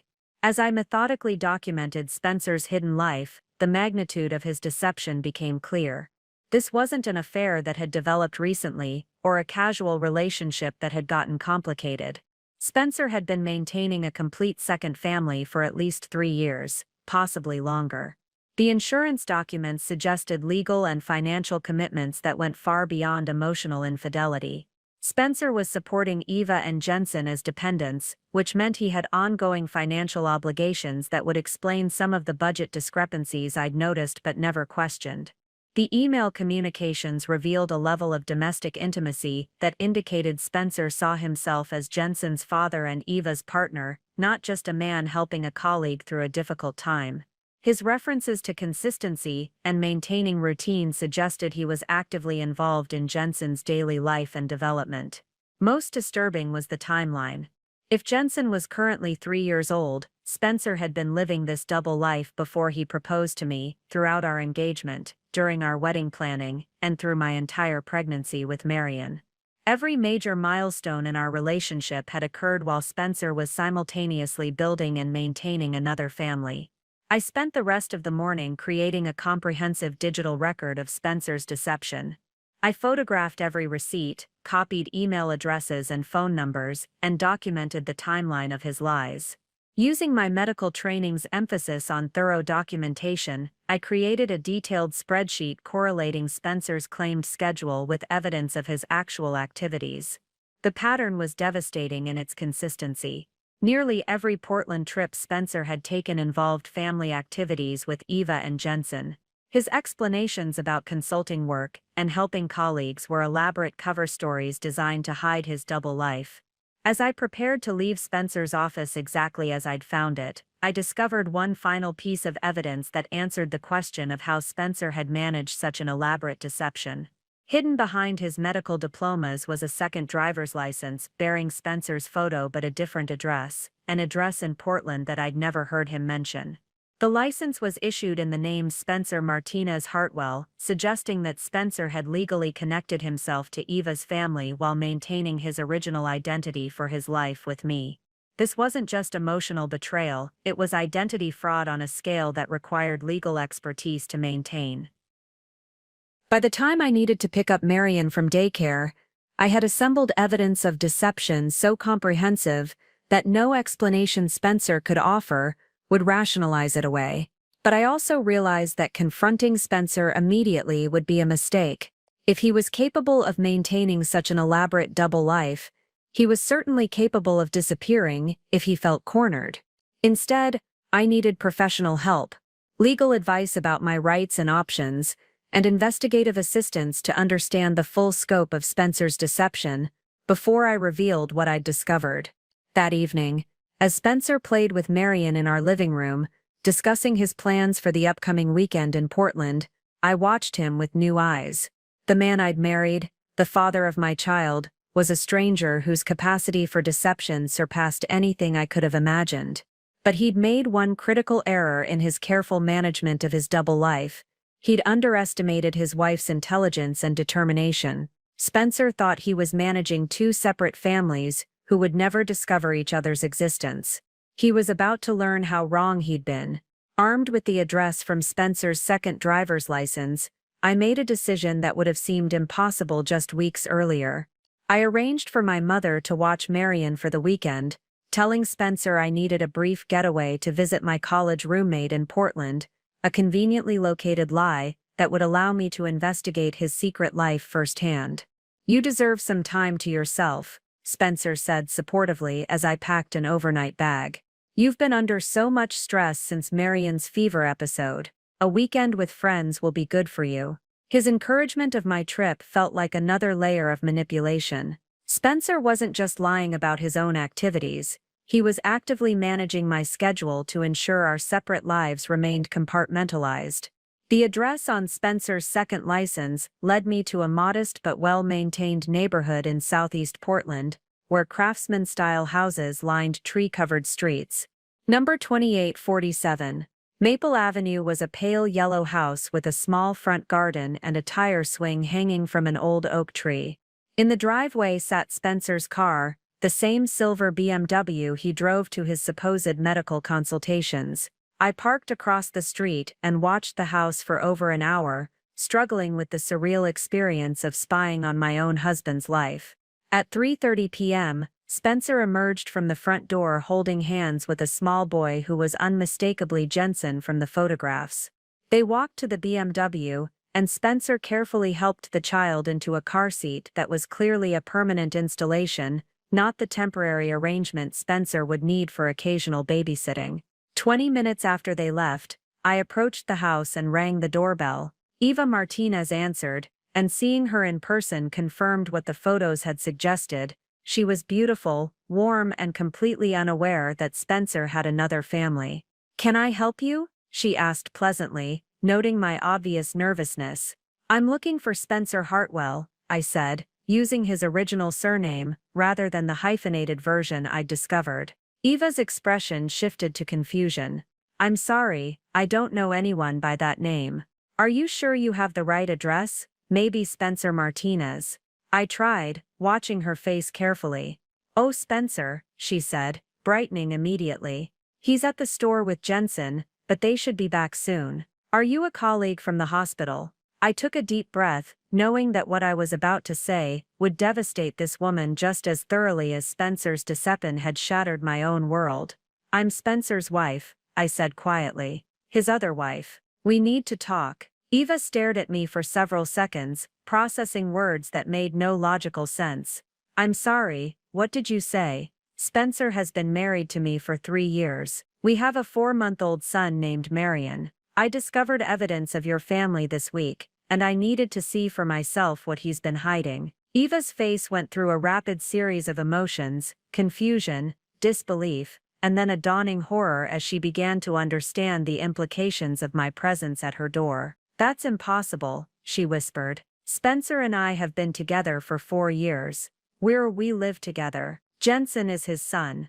I pulled out my phone and showed her photos of Spencer with Marian, our wedding pictures, and the insurance documents I'd discovered. Eva examined each image with shaking hands, her face growing paler with each piece of evidence. "Would you like to come inside?" she asked, finally, her voice hollow. "I think we need to have a longer conversation." Over the next 2 hours, Eva and I constructed a timeline that revealed the staggering scope of Spencer's deception. Eva had met Spencer 4 years earlier, when Jensen, then 2 years old from a previous relationship, had required emergency cardiac surgery at Portland General. Spencer had been the surgeon who saved Jensen's life, and their relationship had developed from grateful patient family to romantic involvement. Spencer told me he'd been married before but divorced. Eva explained, showing me family photos that documented their life together. He said his ex-wife couldn't handle the demands of his medical career, and that he was committed to never putting work before family again. According to Eva, Spencer had moved in with her and Jensen 2 years ago, around the same time he'd begun his supposed consulting arrangement with Portland General. What I'd believed was temporary part-time work was actually Spencer's primary residence and relationship. "He travels to Seattle 2 days a week for consulting work," Eva continued, her voice becoming more strained as she realized the truth. "He said the Seattle hospital specifically requested his expertise for their pediatric program, and that it was too lucrative to turn down. The symmetry was perfect and horrifying. Spencer had told each of us that the other city represented professional obligations while our respective homes were his primary life. He'd managed to convince 2 intelligent, accomplished women that we were his priority, while systematically deceiving us both." As Eva and I compared notes, we uncovered financial arrangements that were even more complex than I'd imagined. Spencer maintained separate bank accounts for each household, but the money originated from a single source: his actual position as chief of pediatric cardiac surgery at Oregon Health Sciences University, a prestigious appointment he'd apparently held for 3 years. "He told me he got promoted to department head last year," Eva said, pulling out documents that showed Spencer's true salary and benefits package. "The position came with a significant raise that allowed us to buy this house." Neither Eva nor I had been told about Spencer's real job. I'd believed he was a consulting surgeon building toward a department head position in Seattle. Eva thought he was a Portland-based surgeon with lucrative Seattle consulting work. In reality, Spencer held one of the most respected pediatric cardiac surgery positions on the West Coast, and he'd been using the prestige and financial benefits of that role to support 2 completely separate families. The most chilling discovery came when Eva showed me Spencer's personal documents from their shared filing cabinet. Spencer had legally changed his name to Spencer Martinez Hartwell 2 years earlier, creating a hyphenated identity that allowed him to maintain legal connections to both families while keeping us ignorant of each other's existence. His Portland driver's license, bank accounts, and medical practice all used the hyphenated name, while his Seattle identity retained the original Hartwell surname. He'd essentially created two legal personas, each unknown to the other family. He told me the hyphenated name was to honor Jensen's connection to our family, Eva said, tears streaming down her face. I thought it was romantic that he wanted to share our name. As the full scope of Spencer's deception became clear, Eva and I realized we were dealing with someone whose capacity for manipulation far exceeded ordinary infidelity. Spencer had constructed an elaborate double life that required constant maintenance, legal documentation, and psychological compartmentalization that bordered on pathological. When Spencer's BMW pulled into the driveway at 6 p.m. with Jensen chattering excitedly about their shopping trip, Eva and I were ready for him. We'd spent the afternoon documenting everything, comparing evidence, and preparing for the confrontation that would finally force Spencer to face the consequences of his years-long deception. As Jensen ran toward the front door calling, "Mommy, Mommy, look what Daddy bought me," Spencer looked up and saw me sitting on his living room couch next to the woman he'd told me was just a colleague going through a difficult divorce. The expression on his face confirmed what Eva and I had already concluded: our marriage was over, but our real work was just beginning. Spencer stood frozen in the doorway, still holding shopping bags while Jensen tugged at his jacket, completely oblivious to the adult drama unfolding around him.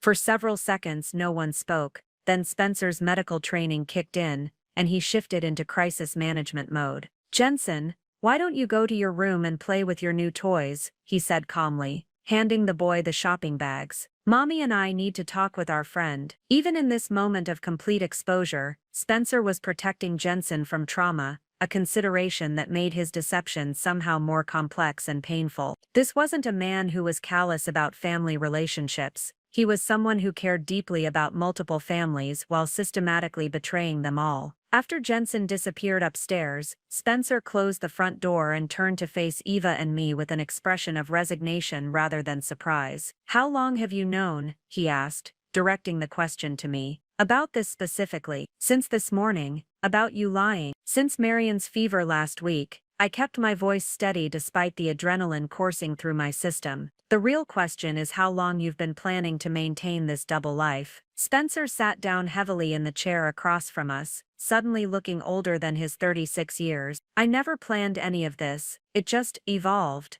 Evolved. Eva's voice was sharp with anger and pain. "You told me you were divorced. You moved in with us. You're listed as Jensen's emergency contact at his preschool. This isn't evolution, Spencer. This is systematic fraud." Over the next 3 hours, as Jensen played upstairs unaware that his world was about to change dramatically, Eva and I extracted the basic outline of Spencer's deception while Spencer alternated between justifications and apologies. But it quickly became clear that understanding his motivations was less important than protecting ourselves and our children from the legal and financial consequences of his actions. "We need attorneys," I told Eva during a brief moment when Spencer was upstairs putting Jensen to bed. "This isn't just marriage counseling territory. Spencer has committed fraud on multiple levels." Eva nodded, her earlier shock giving way to practical determination. "I have a lawyer friend who specializes in family law, someone who can help us understand our rights without Spencer knowing we're seeking legal advice." That evening, while Spencer paced the living room attempting to explain his behavior,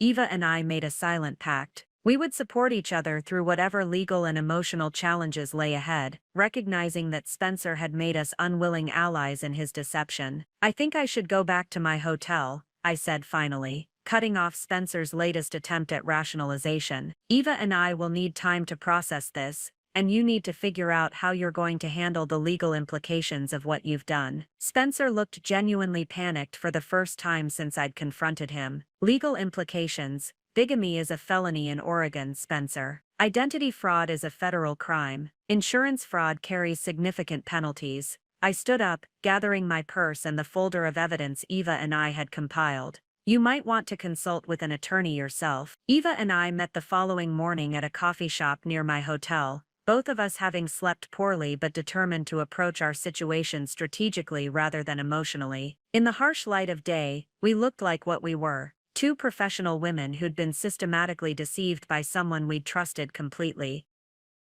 "I've been thinking about this all night," Eva said, settling into the booth across from me with a legal pad covered in notes.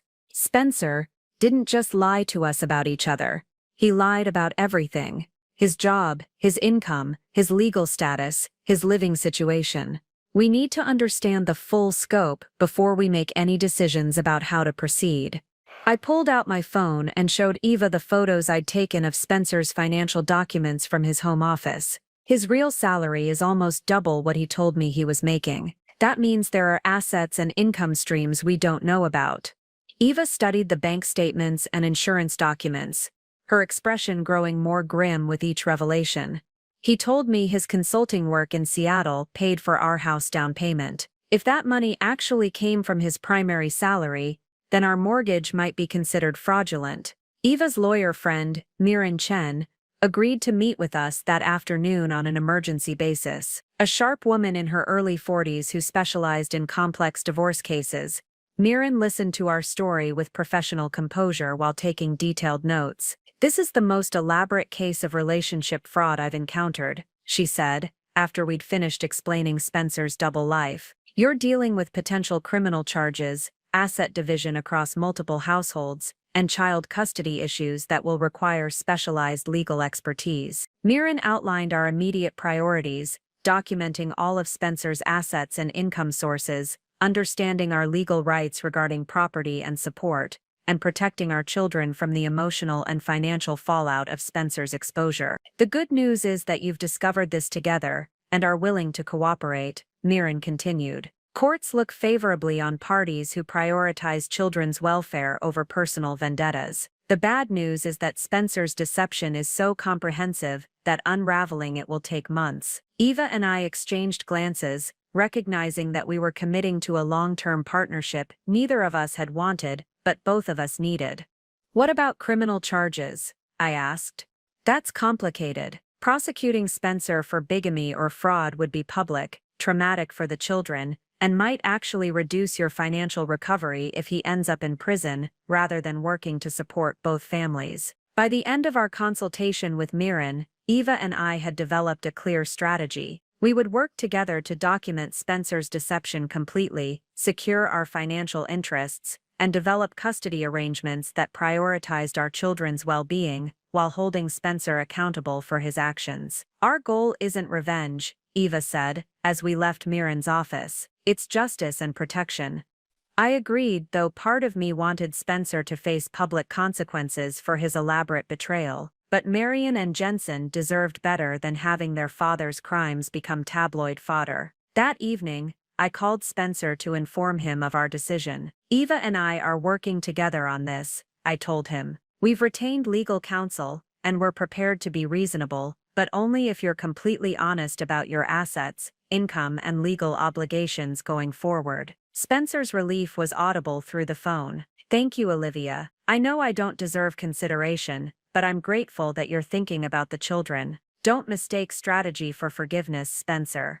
We're protecting Marian and Jensen from the consequences of your choices, but that doesn't mean you won't face them yourself." As I hung up the phone, I realized that discovering Spencer's betrayal had been devastating, but it had also connected me to Eva, a woman whose strength and practical wisdom were helping me navigate the most difficult period of my life. Spencer had created two families through deception, but his exposure had created an alliance that would ultimately prove more powerful than his carefully constructed lies. 3 days after our initial meeting with Marian, Eva and I realized that Spencer's deception was likely even more extensive than we'd discovered. His comfort level with maintaining such an elaborate double life suggested experience that went beyond our two families. "I think we need professional help," Eva said during one of our daily strategy calls. "Someone who specializes in uncovering hidden assets and investigating complex fraud cases." Marian recommended Archer Blake, a former FBI agent who now worked as a private investigator specializing in financial crimes and domestic deception. When we met him at his downtown Portland office, his professional demeanor and methodical approach immediately impressed both Eva and me. Based on what you've described, Mr. Martinez Hartwell has demonstrated a sophisticated understanding of identity management and financial compartmentalization,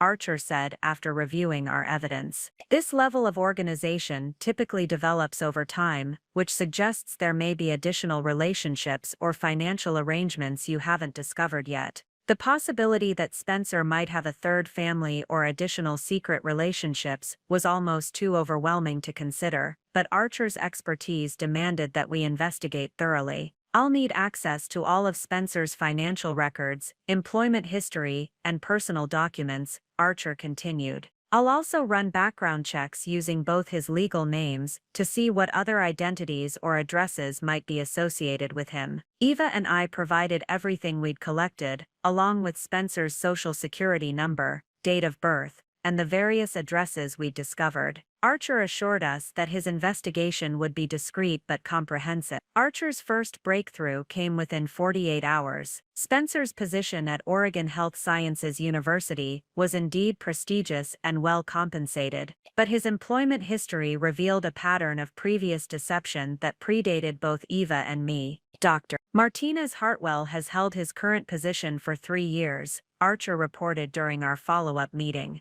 But before that, he worked at University of California, San Francisco, for 2 years under the name Spencer Hartwell. He left that position abruptly, citing family obligations that required relocation to Oregon.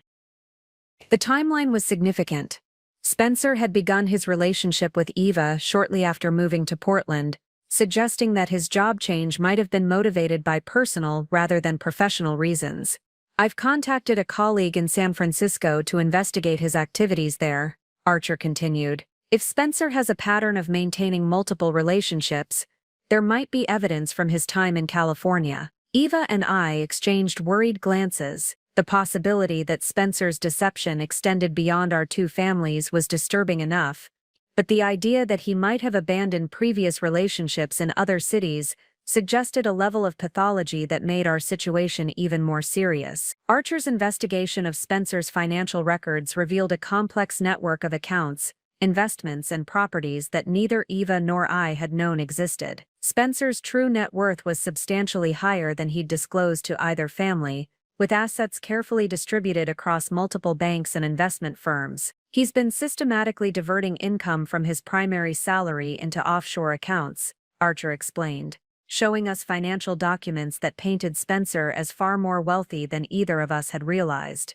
These accounts had been accumulating value for at least 4 years, suggesting he's been planning for potential exposure or exit scenarios. The offshore accounts contained nearly $800,000, money that had been siphoned from Spencer's legitimate income, while he'd convinced both Eva and me that finances were tight and required careful budgeting. He told me his student loans were still substantial, Eva said, studying the financial statements with growing anger. I've been limiting Jensen's activities and shopping at discount stores while Spencer has been hiding $750,000. My own experience was similar. Spencer had encouraged me to maintain a modest lifestyle despite my own substantial income, suggesting that his consulting work was irregular, and that we should be conservative about major purchases. Meanwhile, he'd been accumulating wealth that he'd kept completely secret from both families. Archer's San Francisco investigation yielded the most disturbing discovery yet. Spencer had indeed maintained a relationship with another woman during his time at UCSF,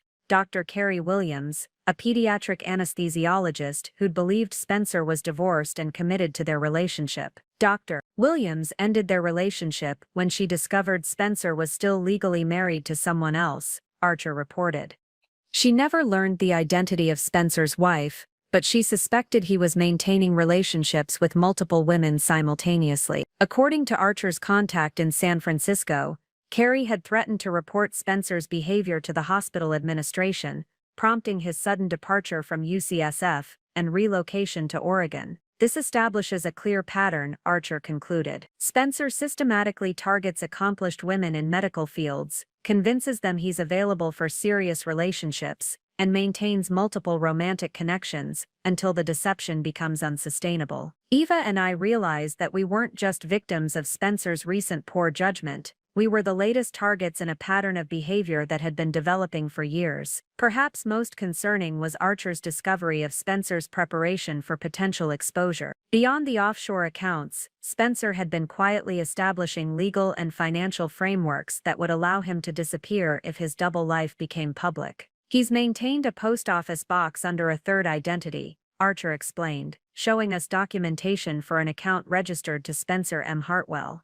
This address has been used for correspondence with international banks and investment firms, suggesting he's prepared to access his hidden assets from outside the United States if necessary. Spencer had also researched countries with favorable extradition laws, and had made inquiries about medical licensing requirements in several foreign nations. While he hadn't acted on these preparations, their existence suggested that Spencer viewed his current situation as temporary and potentially unsustainable. He's been planning to abandon both families if his deception was discovered, Eva said quietly, processing the implications of Spencer's exit strategy. All this time we thought we were building futures with him, he was preparing to disappear. Armed with Archer's comprehensive investigation, Eva and I developed a response strategy that would prevent Spencer from accessing his hidden assets or implementing his escape plan. Marian helped us prepare legal documents that would freeze Spencer's accounts and require full disclosure of his financial holdings. We're going to confront him with everything at once, I explained to Eva as we finalized our approach. He won't have time to move money or create new deceptions if we present all the evidence simultaneously. Eva nodded, her earlier grief and confusion replaced by determined focus. He needs to understand that we know everything, not just about our two families, but about his entire pattern of behavior.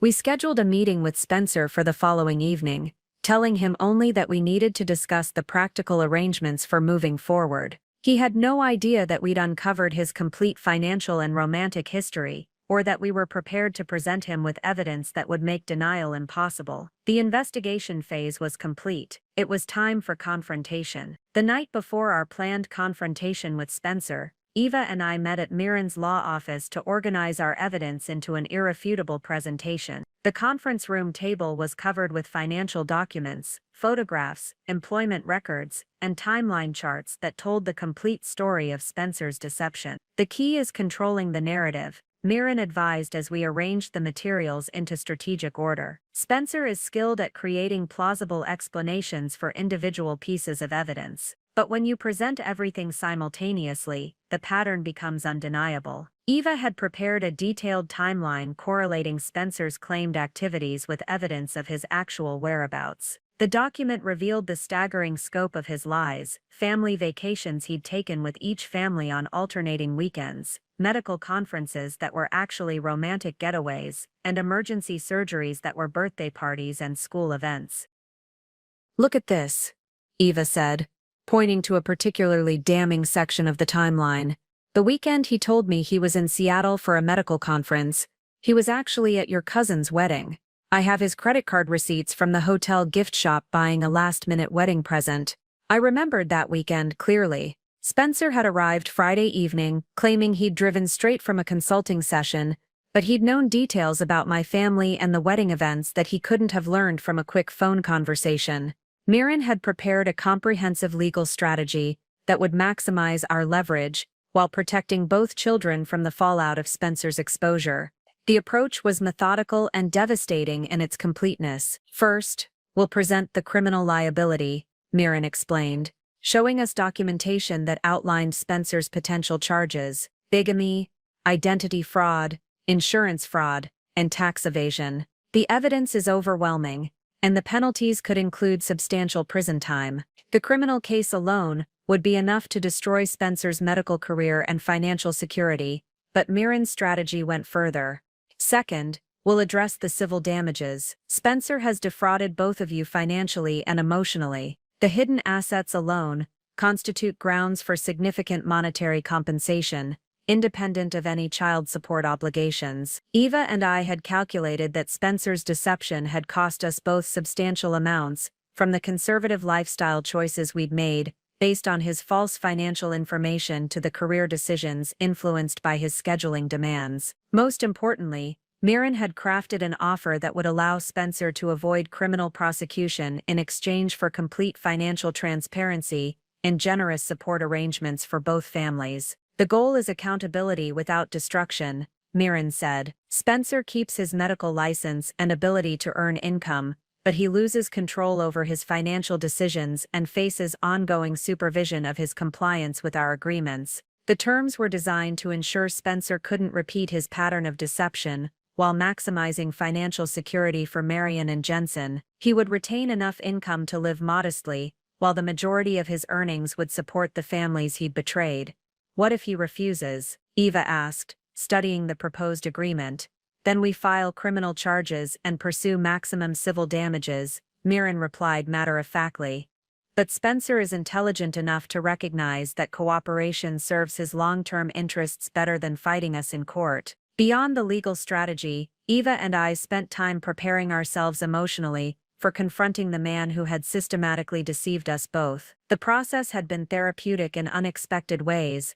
Our alliance had created a support system that neither of us could have anticipated. I keep thinking about all the times he looked me in the eyes and lied, Eva said as we reviewed the evidence one final time. The elaborate stories, the careful explanations, the way he made me feel guilty for questioning anything. I understood completely. Spencer's deception had been so comprehensive that it had made us doubt our own perceptions and instincts. The gaslighting aspect of his behavior was almost more damaging than the actual infidelity. Tomorrow we take back control of the narrative, I said. No more explanations from Spencer, no more justifications, just truth and consequences. We arranged to meet Spencer at a neutral location, a private conference room at Marian's law firm, that would provide the professional atmosphere needed for such a serious discussion. Spencer had been told only that we needed to discuss long-term arrangements for the children, giving him no opportunity to prepare elaborate defenses. Archer would be present to answer questions about his investigation,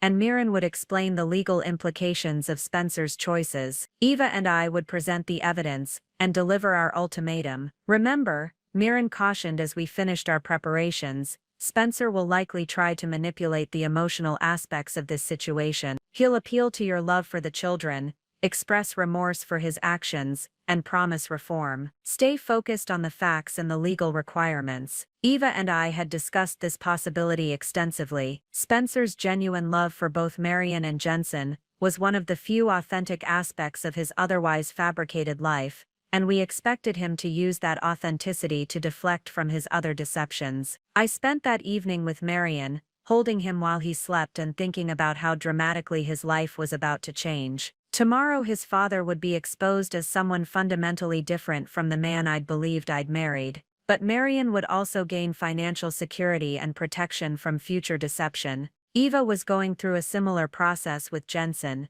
who at 3 years old would be more immediately affected by the disruption to his daily routine. We'd agreed that maintaining stability for both children would be our primary concern regardless of how Spencer responded to our confrontation. As I prepared for bed, I reflected on how much I'd changed since discovering Spencer's betrayal. The woman who had once trusted completely and questioned nothing had been replaced by someone who verified information, demanded transparency, and refused to accept convenient explanations for suspicious behavior. Tomorrow would be the culmination of weeks of investigation and preparation. Spencer's carefully constructed double life was about to collapse, and Eva and I were ready to rebuild from the wreckage he'd created. The confrontation would finally force Spencer to face the consequences of his choices, but more importantly, it would free Eva and me to create authentic futures for ourselves and our children. Spencer arrived at Marian's law office at precisely 6 p.m.,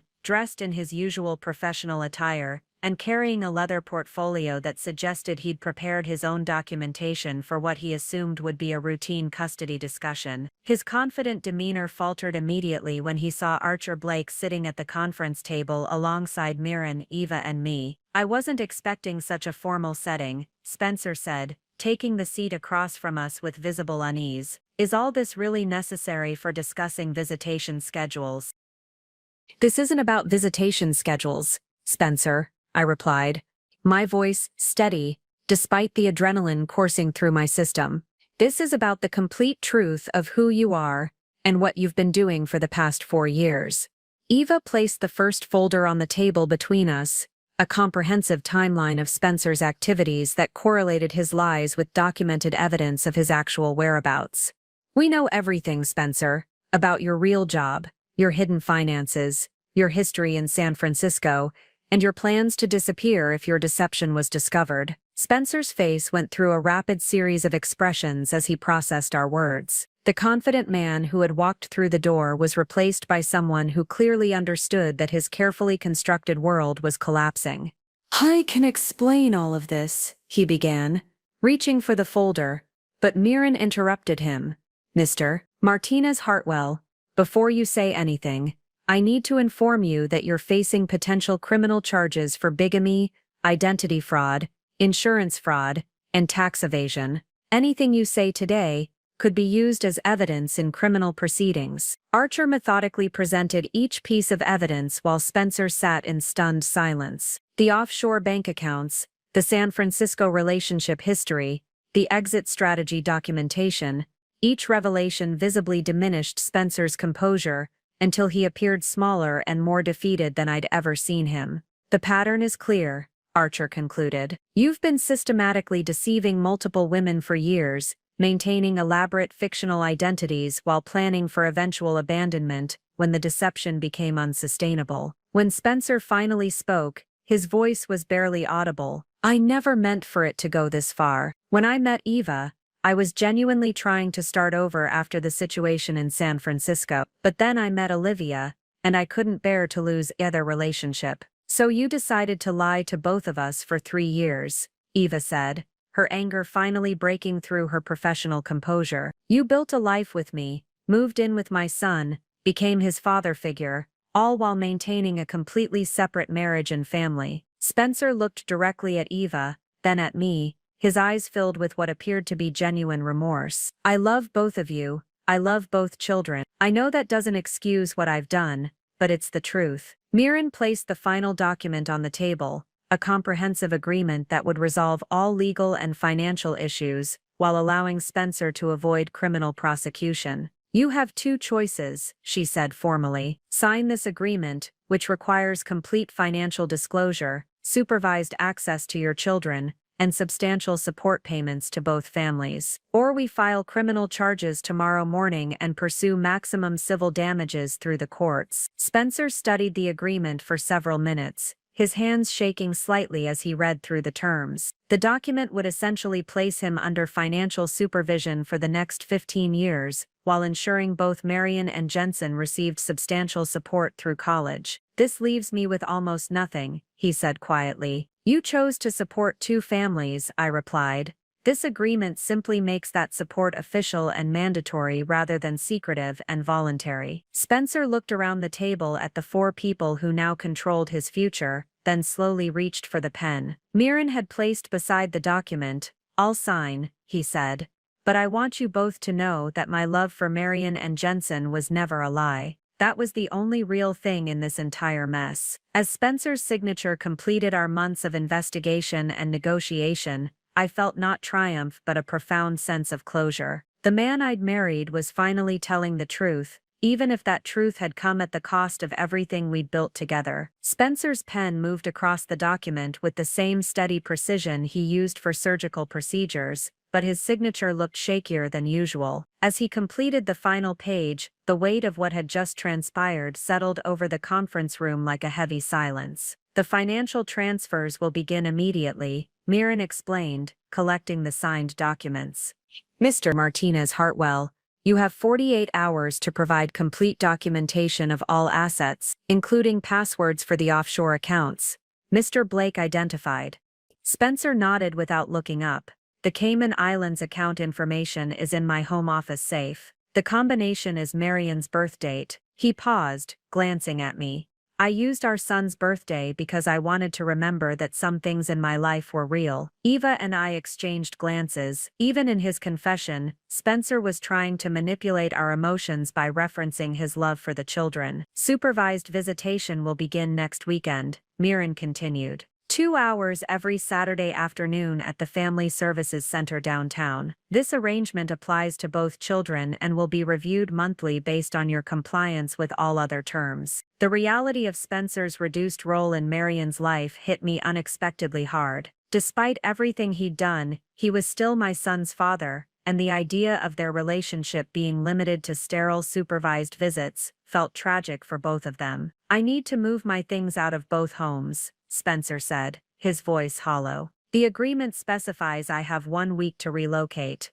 We'll coordinate that through our attorneys." Eva replied firmly, "Neither Olivia nor I will be present during your packing. We'll arrange for neutral parties to supervise and ensure you only take personal belongings." Spencer had already secured a small apartment near the hospital where he worked, a modest one-bedroom space that represented the dramatic reduction in his lifestyle. His hidden wealth would now go toward supporting the families he'd deceived rather than funding his elaborate double life. "What about telling the children?" he asked, addressing the question both Eva and I had been dreading. "Jensen already knows something has changed," Eva said. "I've told him that you and I won't be living together anymore, but that you'll still see him regularly. I haven't explained the details, and I won't until he's older. Marian is too young to understand," I added. "When he asks about his father, I'll tell him you live in a different house now, but that you love him very much." Spencer's eyes filled with tears, the first genuine emotion he'd shown since signing the agreement. "They didn't deserve any of this disruption." "No, they didn't," Eva said sharply. "That's why we've structured the agreement to prioritize their stability and financial security over your comfort." "What about my medical practice?" Spencer asked Marian. "Will this become public?" "As long as you comply with all terms of the agreement, we won't pursue criminal charges," Marian confirmed. "However, you're required to inform your department head at Oregon Health Sciences University about your change in family circumstances. Hospital administration needs to know about any legal issues that might affect your professional responsibilities." Spencer would likely face internal disciplinary action from the hospital, though his medical license would remain intact as long as he avoided criminal conviction. His reputation in the medical community would suffer, but he would retain the ability to practice and earn income. As the meeting concluded, Spencer gathered his things slowly, clearly reluctant to leave and face the reality of his dramatically altered life. At the door, he turned back to Eva and me one final time. "I know you'll never forgive me," he said quietly, "but I hope someday you'll believe that my love for Marian and Jensen was genuine, even if everything else was a lie." Neither Eva nor I responded. We watched Spencer walk to his car, load his briefcase, and drive away from the life he'd constructed through years of systematic deception. "How do you feel?" Eva asked, as we stood in the law office parking lot.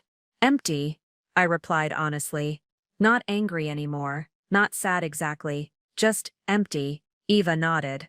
"I think that's normal. We've been running on adrenaline and anger for weeks. Now that it's over, there's space for all the other emotions we haven't had time to process."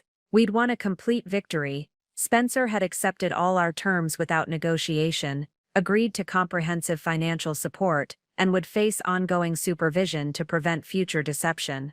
But victory felt more like exhaustion than triumph. The most difficult part was just beginning, rebuilding our lives and helping our children navigate the aftermath of their father's choices.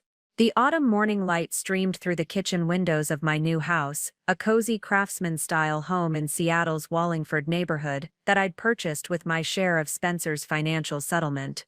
Marian, now 1 year old, sat in his high chair methodically demolishing banana slices while babbling contentedly to himself. My phone buzzed with a text from Eva. "Flight lands at 2 p.m. Jensen is so excited to see his little brother." This had become our new tradition. Monthly visits where Eva and Jensen would fly to Seattle, or Marian and I would travel to Portland. What had begun as a legal necessity to maintain the boys' sibling relationship had evolved into something neither Eva nor I had expected, a genuine friendship built on shared experience and mutual respect. "Your big brother is coming today," I told Marian, wiping banana from his chin. "Uncle Jensen always brings you new books." The language we developed around the boys' relationship was carefully chosen. Jensen was Marian's brother, but we called him Uncle Jensen to acknowledge their bond while avoiding confusion about their different family structures. Marian was too young to understand the complexity, but as he grew older, Eva and I were committed to explaining their connection honestly, but age-appropriately. Spencer's scheduled visit with Marian was set for the following Saturday. These monthly encounters had settled into a predictable routine. Spencer would arrive promptly at the Family Services Center, spend 2 hours playing with Marian under supervision, and leave without incident. He'd never missed a visit or violated any terms of our agreement. He's a different person during these visits, I'd told Dr. Sarah Thompson, the family therapist who monitored Spencer's interactions with both children. More subdued, but also more present than he ever was during our marriage. Thompson had explained that this was common for parents facing consequences for their actions.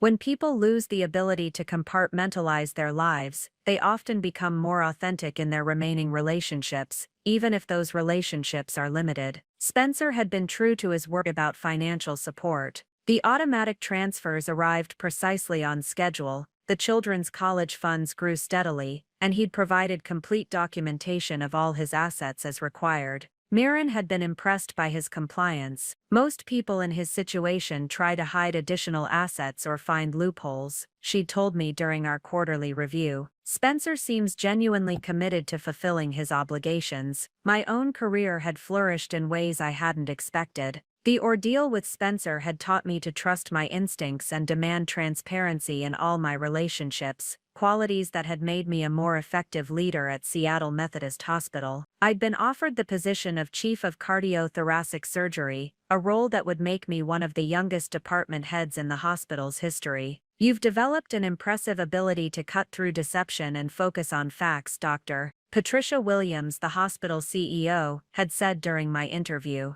That kind of clarity is exactly what we need in leadership." The irony wasn't lost on me that Spencer's betrayal had ultimately strengthened my professional capabilities. Learning to investigate his lies had honed analytical skills that translated directly to hospital administration and surgical decision-making. Eva had also experienced unexpected growth following our ordeal. She'd started a support group for women who'd experienced relationship fraud, using our experience to help others navigate similar betrayals. The group met monthly at a community center in Portland, and had grown from 3 members to over 20. There's something powerful about realizing you're not alone in this type of experience. Eva had explained during one of our calls, Spencer made us both feel like we were crazy for questioning him. Now we help other women trust their instincts. Eva had also begun dating again, carefully, and with the kind of verification processes that would have seemed paranoid before Spencer, but now felt like basic due diligence. Her new partner, Dr. Michael Torres, was a pediatric oncologist who had undergone the kind of background checking that would have impressed Archer Blake. Watching Marian and Jensen together remained one of the most rewarding aspects of our unconventional family arrangement. Despite their age difference and the geographical distance, they developed a genuine sibling bond that transcended the complexity of their father's choices. Jensen, now 4, had appointed himself Marian's protector and teacher. During visits, he would carefully show Marian how to stack blocks, read picture books in his developing vocabulary, and share his toys with the patience of someone who understood that little brothers required special consideration. "They have the same laugh," Eva observed during our most recent visit, watching the boys play together in my living room, "and the same way of concentrating when they're figuring out how something works." The genetic similarities were undeniable, but more importantly, both boys were developing the kind of secure attachment that would serve them well regardless of their father's limited presence in their lives. As I sat in my kitchen that morning, watching Marian play while anticipating Jensen's visit, I reflected on how different my definition of justice had become. 8 months ago, I'd wanted Spencer to face public humiliation and criminal prosecution for his deception. I'd wanted him to suffer consequences proportional to the pain he'd caused. Instead, we'd achieved something more subtle, but ultimately more satisfying. Spencer had lost control over his own life, while being forced to provide for the families he'd betrayed. He would spend the next 15 years being monitored, supervised, and held accountable for every financial decision. His comfortable double life had been replaced by a modest, closely watched existence that offered little opportunity for future deception. Most importantly, Marian and Jensen would grow up financially secure and emotionally supported, with the truth about their father's choices revealed gradually and age-appropriately, rather than through traumatic discovery. The doorbell rang at exactly 2:30 p.m., and Marian immediately began bouncing in his high chair with excitement. He'd learned to recognize the sound of Eva and Jensen's arrival, and always responded with enthusiasm that warmed my heart. "Uncle Jensen," I called out as I opened the door, immediately swept into the chaos of a 4-year-old's enthusiastic greeting. "Olivia, we brought Marian a new puzzle and some books about trucks," Jensen announced, hugging my legs before running toward the kitchen where his little brother was waiting. Eva followed more sedately, carrying an overnight bag and wearing the relaxed expression of someone who'd found peace with her circumstances. "He talked about Marian for the entire flight," she said, setting down her bag and accepting my hug. "I think he's planning to teach him how to count to 10 this visit." As we settled into the comfortable rhythm of our monthly gatherings, I marveled at how our family had been reconstructed from the wreckage of Spencer's deception. We weren't the traditional family structure any of us had planned, but we were authentic, supportive, and built on truth rather than convenient fictions. Spencer had tried to create the perfect life by maintaining multiple versions of reality. Instead, Eva and I had built something better, a family that acknowledged complexity while refusing to accept deception, that prioritized children's welfare over adult comfort, and that demonstrated resilience in the face of betrayal. Marian would grow up knowing that his father had made serious mistakes but had also faced appropriate consequences. More importantly, he would understand that truth, however painful, was always preferable to comfortable lies. That evening, as Eva and I watched the boys play together while planning our next visit to Portland, I felt something I hadn't experienced since Spencer's betrayal. Genuine contentment with the present and optimism about the future. The story that had begun with devastating discovery had transformed into something unexpected and valuable, proof that even the most elaborate deceptions eventually give way to truth, and that families built on honesty, however unconventional, are stronger than those constructed on lies. Spencer had delivered news that destroyed his own future, but in doing so, he'd freed Eva, Marian, Jensen, and me to build something authentic and lasting from the pieces he'd left behind. Up next, you've got 2 more standout stories right on your screen. If this one hit the mark, you won't want to pass these up. Just click and check them out. And don't forget to subscribe and turn on the notification bell so you don't miss any upload from us.